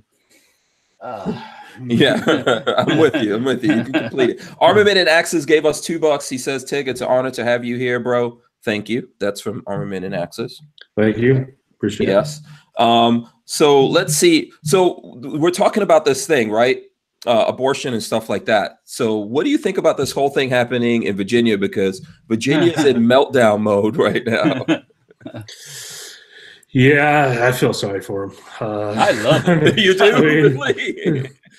You know, it's bad for him. I mean, it's a crappy situation all around that they're in. I mean, they're just getting hammered. But again, that's the Democrats. I mean, they sit there and say that Republicans are the lying, backstabbing, whatever. I mean, look, racist, homophobic, this thing, that thing, the most evil. Yeah. But yet every Democrat now that they elected is getting nailed with all that they say Republicans are. Yeah. So I love it. It's really crazy. So if people don't know, obviously you had the governor of Virginia, Democrat. There's some issues with blackface and all that kind of stuff that's floating around, like a picture in his yearbook of someone in blackface and someone in a Ku Klux Klan thing. I think, you know, you got that, right? So that's floating around. Then the lieutenant governor that would become the governor if he quits, he's got like a sexual assault thing going against him. Then today it came out that the AG, the attorney general, blackface, also did blackface. And these are all, you know, like what Democrats tell people is the uneducated redneck, whatever out there. Those are the ones doing these horrible things. These are all highly educated people, right? Yep. It's usually the one pointing the finger first is the one that did it. What the hell are they up to? And you got to think too, why didn't this come out before? Yeah. This is not like secret. This is not like Obama's sealed files. I think it's all coming out because that Virginia governor said that he believes that you can abort the baby even after it was born. Well, then of course now we're going to do like they do to us. I say us, you know, the people are more conservative. Let's dig up the dirt on these Democrats and expose them, which is cool. I don't have any problem with. Comes around, goes around, right? You know, you start no shit, there'll be no shit, that kind of thing. I think we need to go ahead. I just don't understand why the Democratic voters they're not. I mean, they're stupid fucks. A lot of them. I'm sorry. Why are they paying attention to this stuff? I mean, they're just ignorant. Yeah, there's a lot of brainwashing. Ignorant, dumb. Yeah, people just think it's like, you know what happened to me recently? There's someone I went to, so I grew up in New York. I went to school in New York, and there's a guy that I went to school with, high school, and he was getting in touch with me on Facebook and stuff like that. And I was like, what's going on? Why is this guy reaching out? Because all my friends on Facebook are gun guys. Okay. And I was thinking, like, what the hell is going on here? Then I realized that he's on Facebook and he's commenting on stuff. Like, someone made a post about what was it, Connecticut? They want to put a 50% tax on ammo. They think that's going to solve something. Yeah. I don't get that one. Yeah. So he goes on there and he posts on there. So I reposted it. Someone put it up. I reposted it. And he goes on there and says something, and all my friends like jumping on him. Yeah, and I feel so bad. Like, why are people? Why did he do that? And I realized that that's why he did it, because there was a message when I look back. He was like, "Hey, bro, are you know, when did you start getting into guns?" And I was like, "Man, some people just don't get it. No, you know, they just don't get it. We think everyone sees the world the way that we do, but it's not the way everyone. Like you said before, Tig, people are just pre-programmed, man. Yeah, I mean, they overreact, and yeah. Their tribe has been that way for a while, and they just can't break the cycle. That's what it is. Yeah. If you really think that taxing anything is going to solve anything, what freaking world have you been living in? Ask somebody in Illinois about that. Ask somebody about California about that. Yeah, California, New York, Maryland, Connecticut. More taxes have only made the government richer, and they just give it away to somebody that didn't do anything. Yeah, but donate to another country. Yeah. Well, I mean, it's a terrible thing. Like, he's concerned. I get it. I get the part where people are concerned about what's happening and stuff that we've seen happen to kids. If you want to protect anyone, children, adults, anyone out there, you have to actually protect them. But okay, you have to learn that there's people out there that are going to commit acts of violence. You have to be able to meet that with equal and stronger violence to protect those people. That's the freaking bottom line. You can't put taxes on shit or have good thoughts or make gun-free zones and you're going to protect your children. If you really love them, you have to protect them. That means you have to be willing to be violent. Well, you have to educate them too. Well, you know, there's never been any gun violence in gun-free zones. Okay, this is sarcasm. If anyone out there, if you don't understand the sarcasm of this guy, isn't well. I mean, I make sure I got a gun-free zone sign at my driveway. Yeah. You do. I believe it. You probably do. Yeah. Just come on in. If you want to try it, you can come in, but you're not going to be leaving. Yeah.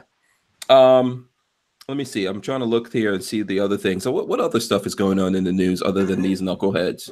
Anything catch your attention in the news? I think Virginia has to be reset.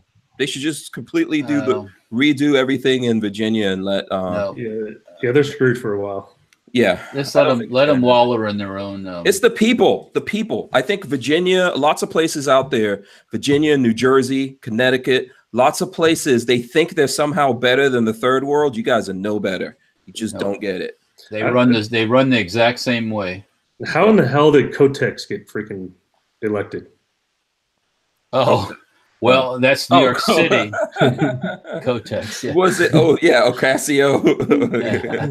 I don't, man, the stuff. That's insane. The people that did that, you guys should be ashamed of yourselves. That's New York City. But I'm telling you what, you're giving us the best memes in the world. I guess she high-fived the air. Yeah, the air, I heard. I didn't see it, but she was high-fiving the air. Yeah. I think I watched it. And the people around her were going, what the fuck is she doing? I mean, there was nobody even looking at her, coming at her direction. And she was just, I don't know, she was like Casper was there, I guess. I don't know. You know what I think? New York City is probably no different from Benghazi. Okay? There's a lot of tribes. There's a lot of tribes, lots of really ignorant people that think that we're just going to keep taxing, voting. They vote for people in New York that make no sense. Their politicians steal money, don't pay taxes, do all kinds of crazy stuff, and they're like, "Oh no, that's cool." That chick that save us. That the woman they had from Atlanta that did the Democratic response. I guess she owes income tax. She has a whole bunch of unpaid bills. She holds no political office. Not yet. And she's the representative. They're talking for the Dems. Like, I guess, I don't know. don't know. Oh well. Yeah, Brian Quick says people are not pre-programmed; they're socialized. I'm sorry, there's just some ignorant freaking people. Oh yeah. Well, there's people who have grown up in families that have been doing the same thing for 100 years. They are programmed. Yeah, if you never left New York City, you think that the way of life there is the way it's supposed to be. New York City is a place that only the cops and the criminals have guns. Yeah. For the most part, yes. And yeah, the cops and the criminals and the connected politicians. Yes. The connected people have guns. I don't know if you saw this, Tig, but in New York, you obviously everywhere in America, you're supposed to be able to carry and, you know, have access to your Second Amendment rights. There's definitely limitations on it in New York, but you can get a concealed weapons permit if you know the right palms to grease. Oh, yeah. Well, yeah. Does that sound familiar? Does that sound familiar? That's the third world. Yeah, that's what I'm saying.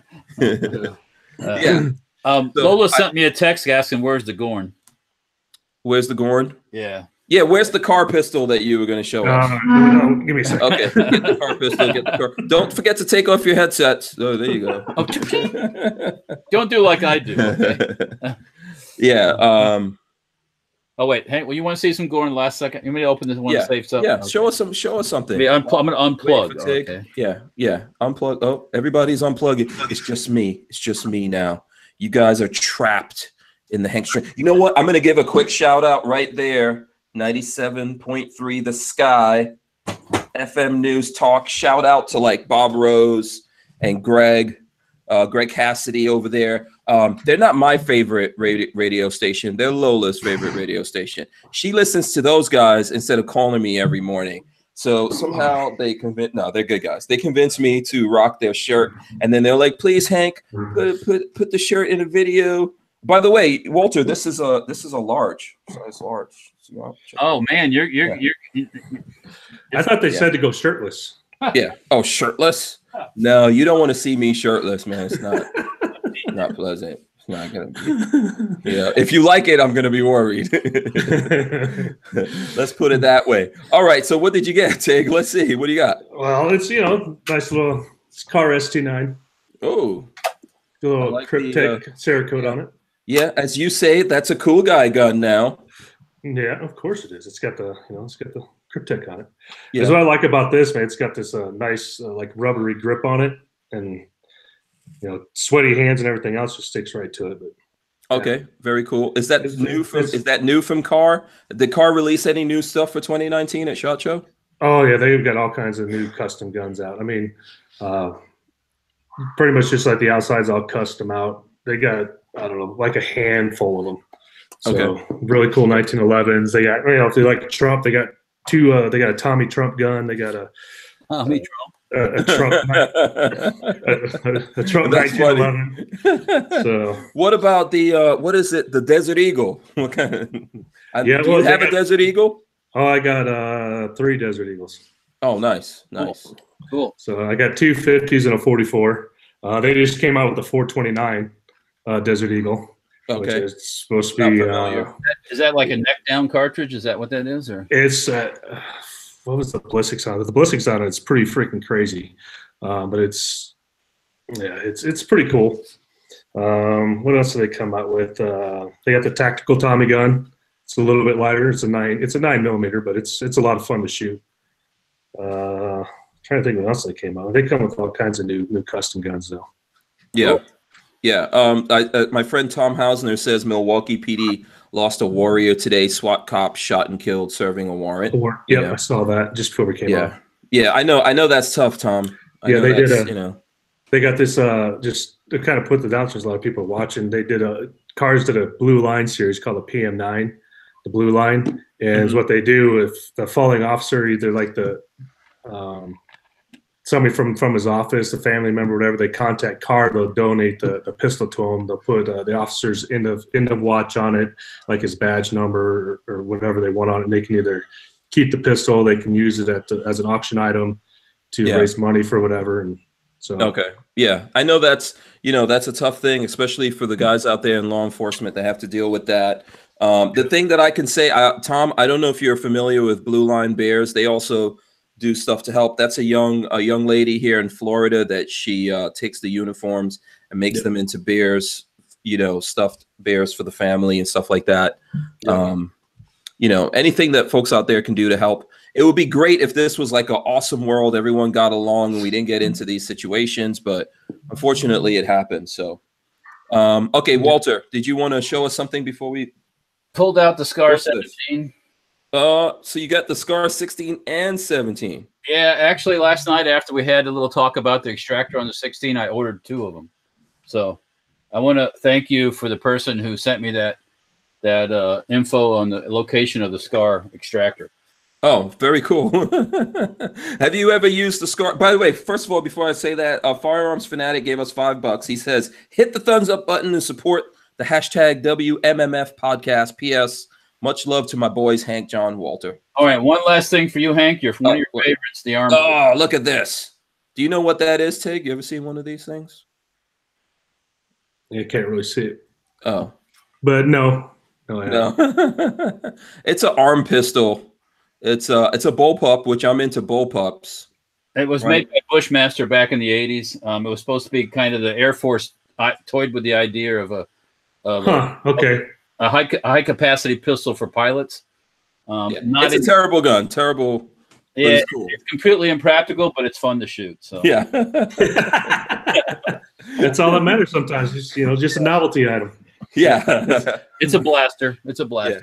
When you come visit us, are you into bullpups at all? Just say no. Just say no. Yeah, come on, Tig, say yes. I really haven't shot too many of them, so I can't really say.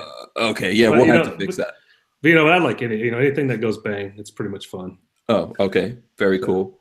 You said the right words. You say the right words. Let me just do a quick shout out here. So my friend Tom Hausner says that Dee Dee is watching too. She thinks Tig is a real hero. And lots of people out there want to send those messages out there to you as well, Tig. Like, thanks, you're a hero, all that, all that good stuff. What do you think about that? Yeah, it's. Do you ever get tired of hearing that? Well, I just do my job. That's kind of, I do it over again, over and over. I didn't do it just because for recognition. I did it because I enjoyed doing my work, and so.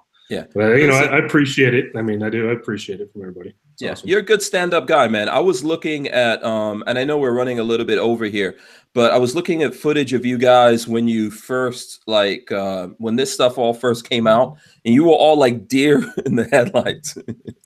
You actually didn't say that much, but you're good guys, nice people, good people to hang out with. Yeah, it's definitely a life. Changing, not that the Benghazi wasn't life changing, but this coming out publicly is way more life changing than any firefight I've ever been in. Because I went from a guy being quiet to out in the public, and it took me a while to kind of, I guess, put myself out there. Yeah, I'm glad you have, man. I'm glad you have. You're a nice person, and I think that you deserve the recognition that you're getting, and and I think that people are happy to show you that, right? Because, everyone plays a part, including the people that embrace folks like yourself. So, Walter, did you want to say something there? I'm sorry. No, I agree with you. I agree. It's tough to be the good guy when you're some areas you're made out to be like somehow, and I don't get it. How can you be made out to be the bad guy? Yeah. You did what you're supposed to do, and you did it above and beyond the call of duty, so to speak. The sad thing is it comes down to just the party line is all it was. They see that we came out to pretty much bash Hillary and bash Obama, and that ain't why we came out. We came out to tell the truth because you lost 4 Americans and a U.S. ambassador got killed, and they were lying about how it happened. Yeah, and they act like it was no big deal. And they're lying about what happened to him too. Right. And again, I know I didn't come out because just to hurt the Democratic Party. I came out because that's what it needed to be done. The books being taught in colleges, high schools, and junior high is a history lesson. Right. So for people to say, it's part of American history, whether you like it or not, because we lost the U.S. ambassador, and the U.S. ambassador is part of American history. That's like one of the first or second times ever, I think. First time in 30 years. Yeah, so that's big news. So we should also remember that there were other people that got lost out there. Oh yeah. And it would dishonor those people for you not to speak your truth, man. Right. Yeah. I don't care what anyone else's truth is. It would dishonor those guys for you not to speak your truth, right? Because you were there with them. Right. Yeah, again, go back to the stand down order. I mean, everybody's pissed off. The left is pissed off about that. You guys need to really get over it, because the stand down order that we talk about in the book has nothing to do with left or right. It has to do with Bob and what Bob did, and that's it. Yeah, that has to do with who was given the marching orders. Yeah, and again, we there's nothing mentioning in the book about politics. We don't even, in the movies, same thing. We don't. Yeah, I don't think the movie never got into that. It didn't go get a fake Obama, a fake Hillary, or anything like that, and get into that. Didn't swim into that whole thing. I think that Jerry, was it Bruckheimer or Michael Bay? Who was it? Michael Bay, right? Yeah, the director. Yeah, Michael Bay. Yeah, I think he was just trying to tell the story from you guys. Go ahead. What are you going to say? Yeah, because to me, if to bring politics into that story just dishonors all four of them. And dishonors what we did. So that's why our big goal was to make sure there was no politics involved with it. That's why like in the whole military stand down order, I mean, in the movie it's kind of hinted, but I mean nothing moved. But in the book, there's nothing involved with it whatsoever. Because you remember Hollywood, they made the movie. We didn't make the movie. We didn't write the script for the movie. We wrote the book, and there's nothing about politics in the book. Yeah. I think a lot of people just forget that, warriors out there, whether it's police officers, soldiers, whatever it is, bodyguards, whatever category you want to be in, most of the time, those people are just fighters. They're fighting.